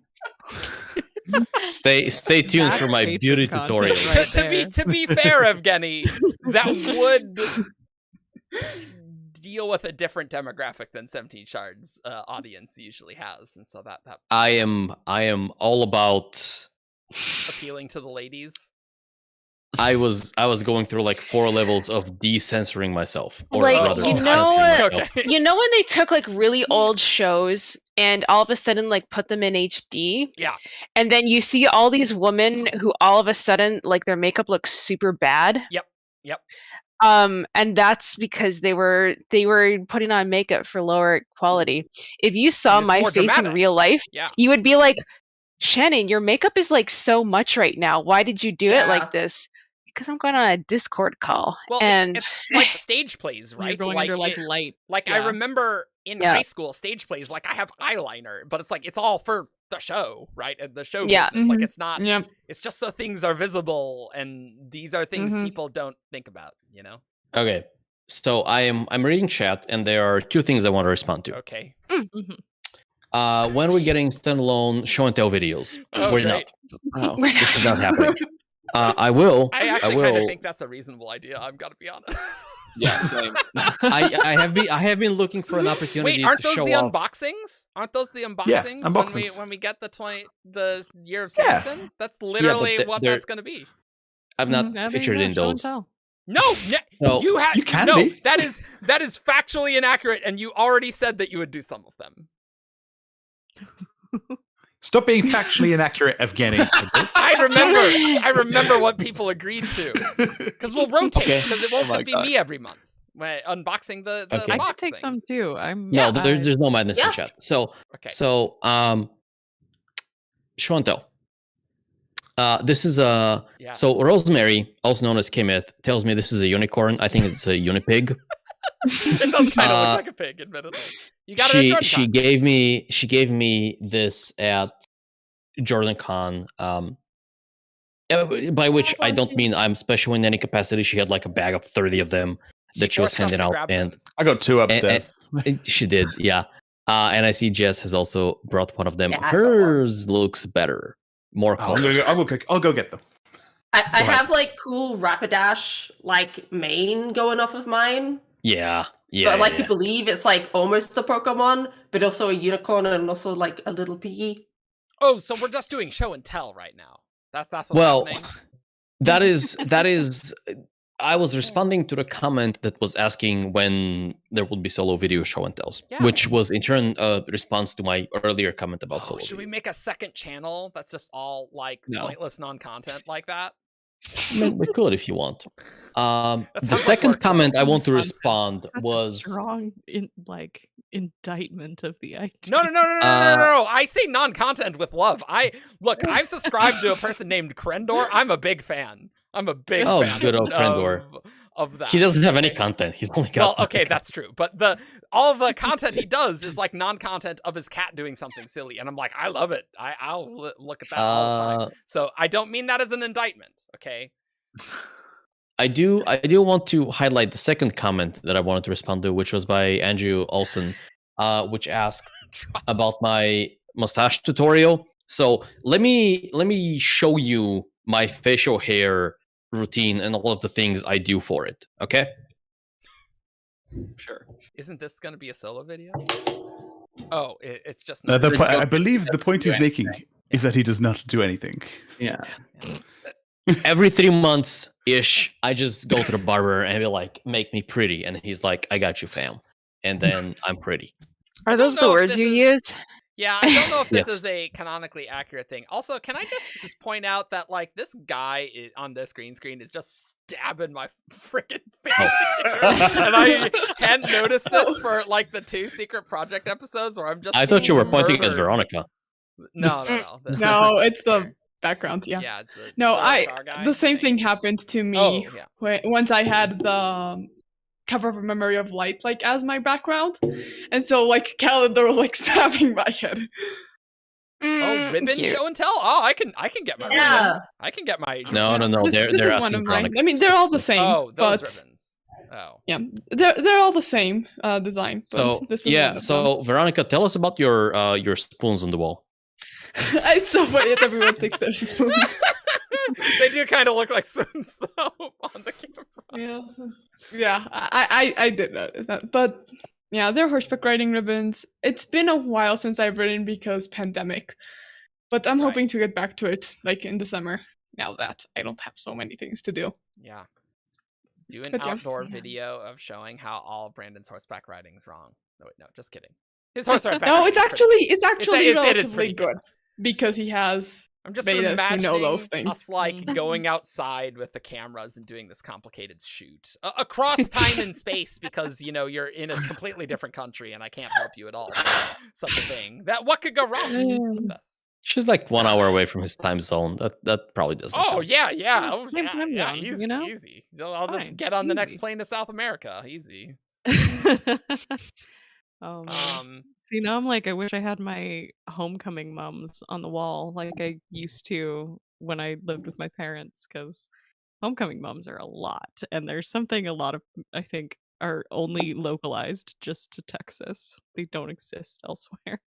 Yeah, I'm not even quite sure what you're saying. Yeah, Homecoming. Yeah, I don't know what this is. Mums, like the mum Like Mom? mothers. Yeah. No, it's supposed to be like the flower, but they're actually these like it's a thing that Texas high schools do for homecoming, where there are these huge ribbons, like dinner plate size. What? With a big fake flower in the middle, which is why it's called a mum, because it's like a flower, and it has like these long. There is a ribbons flower called a hanging mum, off of them. Evgeny. Yes, there's a flower. Called Sure, a there mum. is. Like a chrysanthemum. Oh, Oh. okay. Sure. So they're- Okay. It's part of a word. Okay. But yeah, they're like these long ribbons, and people, they're supposed to like represent your like high school experience. So like if you're in band, you have like a ribbon for band. It's got like cowbells and flashing lights on it, and they're like these huge crazy experience. Like I had Cosmere ribbons because I wanted to show off that I was in Cosmere, that I was into Cosmere, and they're Never it's heard an of experience. this. Just Google Texas homecoming mums. And I thought mine were really cool. You do them in like your school colors, unless you're a senior, and seniors get to do like white and gold and stuff. This is like every year. This is like Every okay, year. Wow.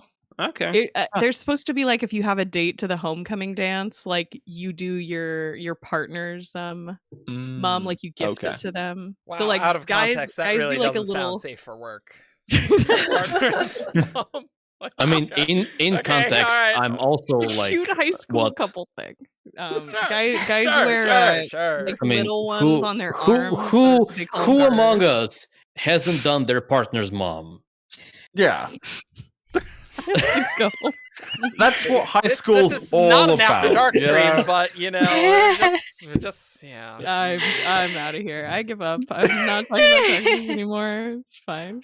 I mean, it was very Oh funny. my god. You know, do we? Oh, let's answer Travis's question, and then maybe let's do who's that Cosmere character, because we've been here a long. Oh shoot! I'll get one Well, up. we're doing that. Yeah. We got to get through the queue somehow. There's hundreds of them. Maybe we'll do like separate game shows for who's that Cosmere character that aren't like 2 hours long. That is a little more bite-sized, maybe like shorter ones. I don't know. Could do. So Travis asks, I have a general question. If it ever becomes convenient to answer, are there any of you attending any nerdy events this year? Go. Dragonsteel Con. Dragonsteel. Yeah, Con. we're Like, like all going. Yeah, the Lost Meadow I'm not sure. release. Yeah. So yeah, I'm the I- only. I'm not, but I will be at MCM Comic Con London in October. I'm not going to the one next week, but I'll be the one in October. Yeah, I think that's the main one. Like, I can't afford traveling more. We already did Jordan Con, so maybe some 17 Shard related panels, perhaps. We'll see. Maybe. We'll see if Carol lets us. Oh yeah, I pitched it, so we'll see what comes of that. But yeah, that's what we got. Any other nerdy events that people are going to? Oh well. So then we'll My see you Chemical then. Romance this week. Oh yeah. Okay. Oh really? How's that? Yeah, it was really good. It was really good. That's a blast. Thoroughly from the enjoyed it. past. Yeah. Brings me back to high school. Still going. Yeah, basically my thing is like, if I can make Dragonsteel work, I'm basically like, okay, who's going? Because then I have to fly a long way, so it's like always a how do I justify this? So if like if my friends aren't going to be there, I'm probably not. It's like it's an expense. It's a huge expense. Yeah. Yeah. And you guys gotta save up for the I'm wedding. exactly the same. You know? We gotta save money for the Yeah. wedding. Oh, yeah. For I me, it's a hope lot I of can- Yeah. like, Yeah, I need getting to- the time off is tough, especially because like I have other like friends' weddings this year, and it's like, oh, do I actually have enough time? I have Yeah. 2 You're at that wedding age, invites. Everyone's getting wet. Yeah, my So- Everyone's cousins, getting 3 married. of them are getting married. Jess, Oh, I there's saw one I your already- email. But, I haven't opened it, but I will respond Yeah, to it. I Well, you don't need to respond to it. You don't need to respond to fill the out form. email. You click a link and Yeah. click the link. Yes. It says, "Oh, information required." Okay, never mind. It doesn't say response required. It's carefully crafted. It's true. Well, I haven't opened it, so I don't. yeah. But I saw it. Should we do Yeah, who's that definitely. Cosmere character? Yeah. Who's We that get character? notepad o- we get notepad open, and then I can Oh, go and have. we can't look at chat. That's important. Okay, You have to stop looking at chat. Only Okay. I am the only chat my moderator. note file. be nice, everyone.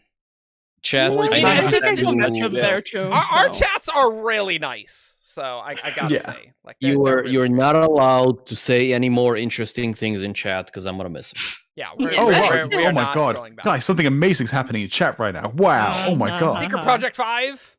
Secret Project 5 just got announced. Cool. Sure Okay. it did, man. Sure it did. Super Awesome Danger or whatever it's called. So, welcome to That Cosmic Character, the game show where you guys send in 5 clues and a character, and then I read out the 5 clues and the character, and then these guys have to guess the character in between each clue, and if they get it, then they win, and if they don't, they suck. Cool. Right. Yay! Woo.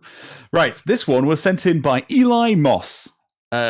Thank you. Elon Hello. Musk. That was really sounded- close. yeah, you're saying Well, that I was thinking. Elon Musk. That was like, oh, this is Elon Musk. It's like, what? No. But I do recognize the name Eli Musk. Yeah, he sends in quite a few. Yeah. Clue number 1. This character is highly invested. Kaladin. It's not Kaladin. Vasher. It's not Vasher. Ooh, we could do like every returned and every. We've had The that. Stormfather. It's not the Stormfather. Ooh, Oh, that was gonna be my guess. Father talk in this, so didn't really get into Stormlight 5 stuff, but that's okay. We've Lord had Ruler? that clue before. I guess the Lord Ruler. It's not the Lord Ruler. Susebron. Alendi. It's not Alendi. And it's. Did someone say Susebron? I did. It's not Susebron. Damn. I'm gonna go like way obscure. Gliss. It's not Gliss. That's technically true. We can Debatable. say that of like every Spren. Yeah, I was thinking like a Spren actually, but I was like, all the guesses have gone. I'll go cultivation. It's not Cultivation. Ooh, Clue Evan number Sharp, 2. yeah. This character is a world hopper. Oh god, that's not helpful at all. Okay. All right. Odium highly invested race. World Hopper. It's not Oh, I- Odium/race. I've realized I have not been paying attention to what other people are guessing. Oh no. I've been writing them down. Do you guys wanna? There's only 9 people the way, on this call. Chat got it on clue 1. Awesome. Dang. That. Crowdsourcing, not. Ben, Wow. is it Hoyt? It's not Hoyd. Oh yeah, I guess we do need Is to name Lloyd, it- huh? Galadon. It is not Galadon. What about Bayon? It's not Bayon. Good guess.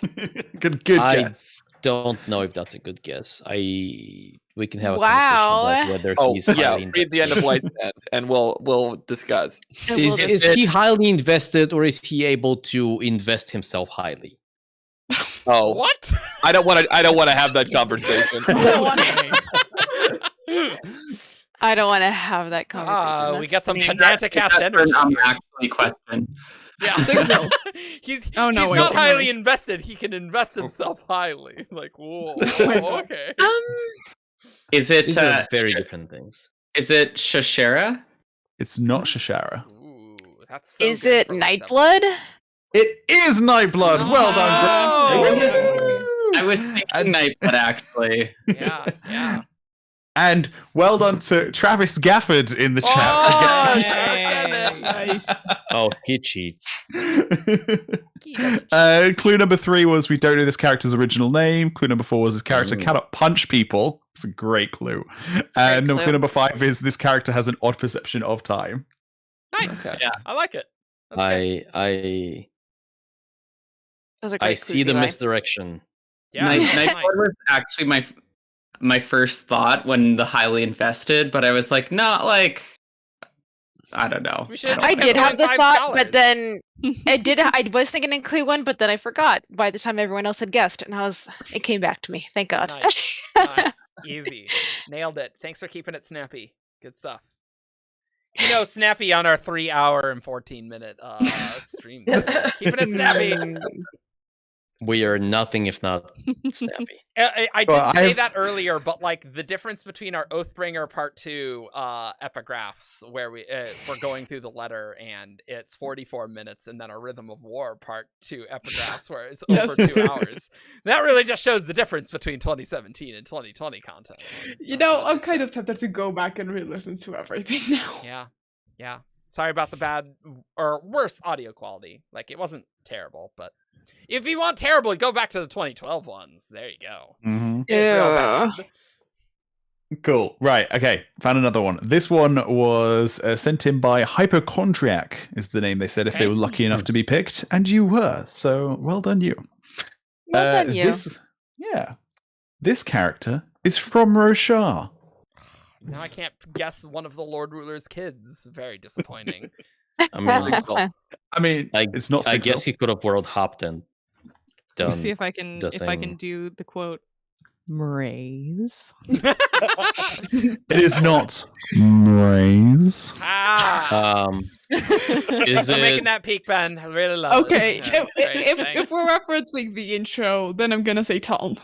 It's not Taln. Taln's not from Is it Roshar. Oh yeah. Is it Ta, Evie's brother? It is not Ta, Effie's brother. Sorry, the chat got it. That was? No. No. The chat got it on the second guess. So. Well, the chat is lame. Wow. Okay, I'm gonna guess. Hell. I'm gonna guess. Sureblood. Oh. Shannon, it is Sureblood. What? What? What?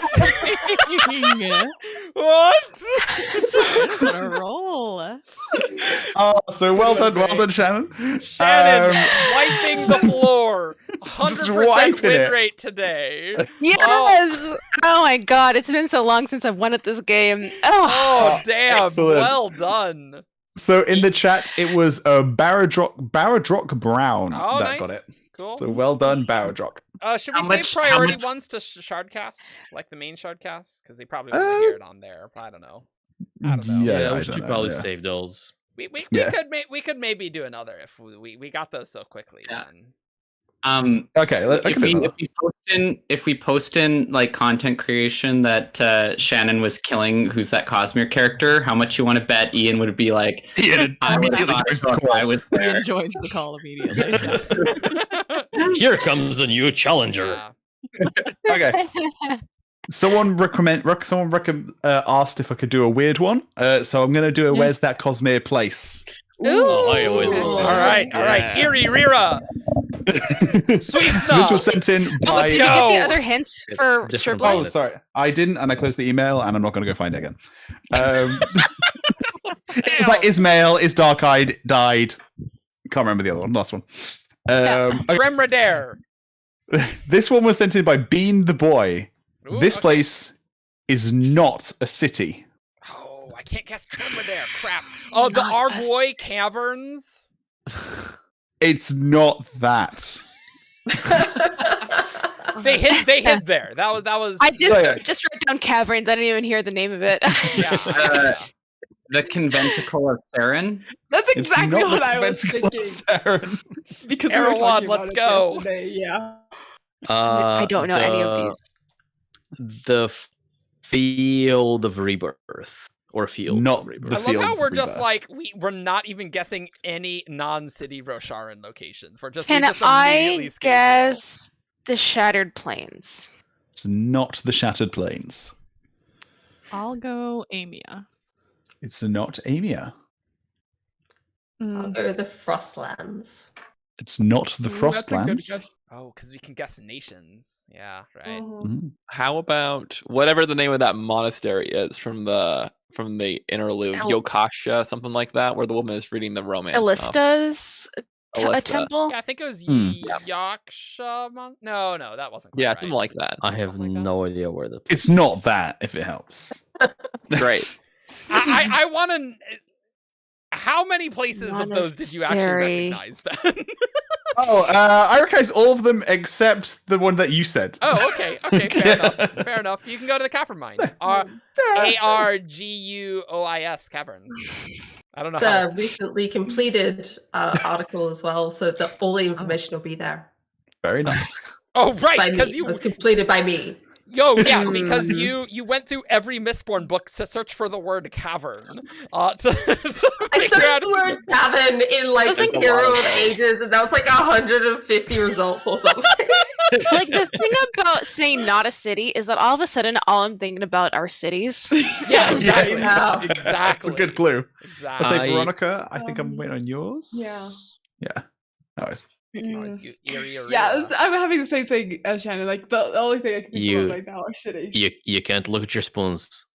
I can't unsee them as spoons now, even though you've told me that they're ribbons before. They look like spoons now in my head. Yeah. Feels like fake spoons. The thing is, that's when I see them on camera. I see what you mean, but Do you want to skip, Veronica? no, I'm gonna say cell. Okay. Oh. It's not Sal. Just Sal. Okay. Yeah. I loved the last where's that Cosmere location when it was like the Lord Ruler's throne room and it was something. Oh yeah. Or like no, it was like Yeah, I Credit remember. Shaw That's and the mean. throne room was too specific, and they specifically like specificity. If you say Luthadel, not enough, and if you say the Lord Ruler's throne room, that's also too specific. much. You have to say Credit That one was Shaw. like I almost had it. I That was almost so had it. I funny. should have gotten It it. was Yeah, that was hilarious hilarious. because people tried to guess those two things, and the person Yeah. who sent it in specifically said those two Said things. not those were two not, things. Yeah, like so funny. And like, Go. it was really funny because it was Ian and I did Luthadel, he did the throne room. But when I said Luthadel, I meant Credit Shaw because I just finished Hero of Ages. I just called it the wrong thing. Okay. Clue number 2. This place is mysterious. The Forest of Hell. It's not the forest spiritual of hell. realm. It's not the spiritual realm. That's good. These are good. The It's not Feverstone Keep. The origin. eerie castle in the Secret History. It's not the origin, and it's not the eerie secret castle in Secret History. It's Irie, not Erie. Erie is a nation. Irie. Okay, thank you. Yeah, Yes. the Eerie Keep What is is Feverstone. Irie Secret Keep. Is it Silverlight? No, Silverlight's a city. Not Silverlight yet. Yeah, right. Mysterious place that's not a city. That is clearly the Pits of Hatson. It's not Pits of Hatsin. Did You're someone wrong. did someone just say Feverstone Keep? Yeah. Yeah, I think. Yep. Yeah. Okay. Never mind. This is where you could do Contra Homeland would be technically correct. It's not the pits, and it's not technically a city. No. Maybe. What Mysterious- about the trust? Ooh, the trust. Mysterious place. We'll say Amia. Amy has already said. No, Oh, too bad. I don't remember Amy Still being not. said, It had but just it's still said not it. Amy, and I'm going to count that as a guess because I don't remember it being said. Yeah. No, I think that was the previous. Yeah, it was. The previous. It was a That guess. was- Round 2 guess. Oh, okay. Round 1 Uh, guess. Yeah, round 1. Yeah. Clue number 3. This place has presumably been visited by a major character. The Well of Vex. Ascension. Presumably. It is Vax. Well Oh, done, nice, Evgeny. nice. And I think no one in chat got it. So, Evgeny, you're the only winner of this one. You beat the chat. Oh. Good one. Oh, but Awesome. query whether Vax is in fact a place. Just saying. Yeah, It It is. probably It's a place. is. it's definitely a It's implied place. to be a place. It's implied to be a place. Whether it's a planet is up for debate. It's implied Come at to me, chap. be a place. Wow. So clue number 4 was this place has been mentioned very rarely. And place number 5 is this place's magic does not look like that on Cell. Hmm. It's like one of the 2 things we know about it.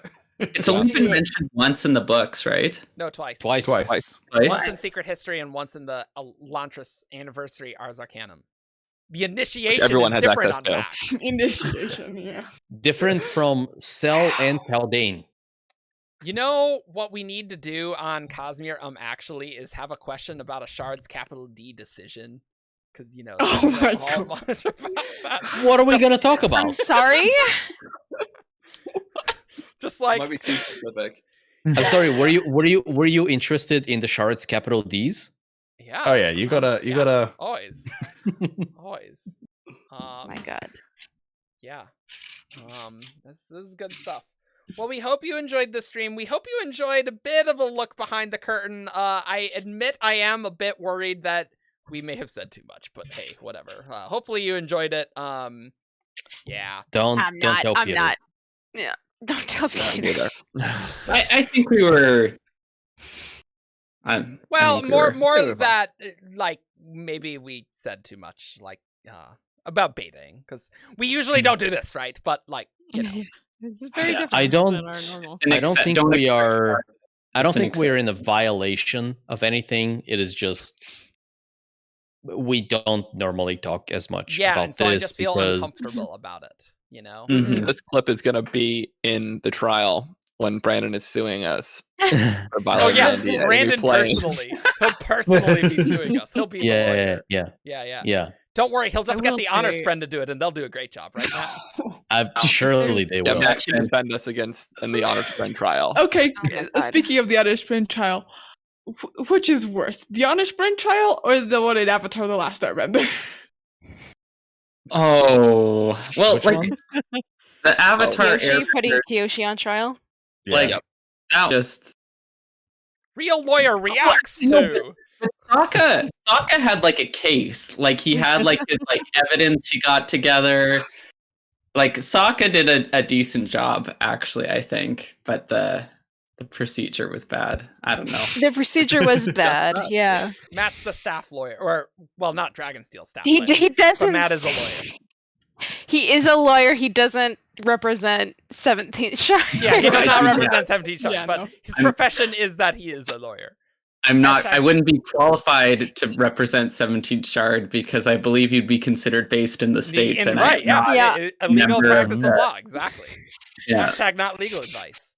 Yeah. It's like, I am a lawyer. I am not your lawyer. Like. Yeah, you're right. Exactly. Oh, what? YouTube is not receiving enough video to maintain smooth streaming? What are you talking about? The rate's exactly fine. It did just go off for me. It looks the stream is now. It's up for me. Fun. On OBS's side, it looks great. Whatever. Let's just close the stream. We're bye. Yep. I don't know if this is actually going to be on YouTube. Bye. Bye.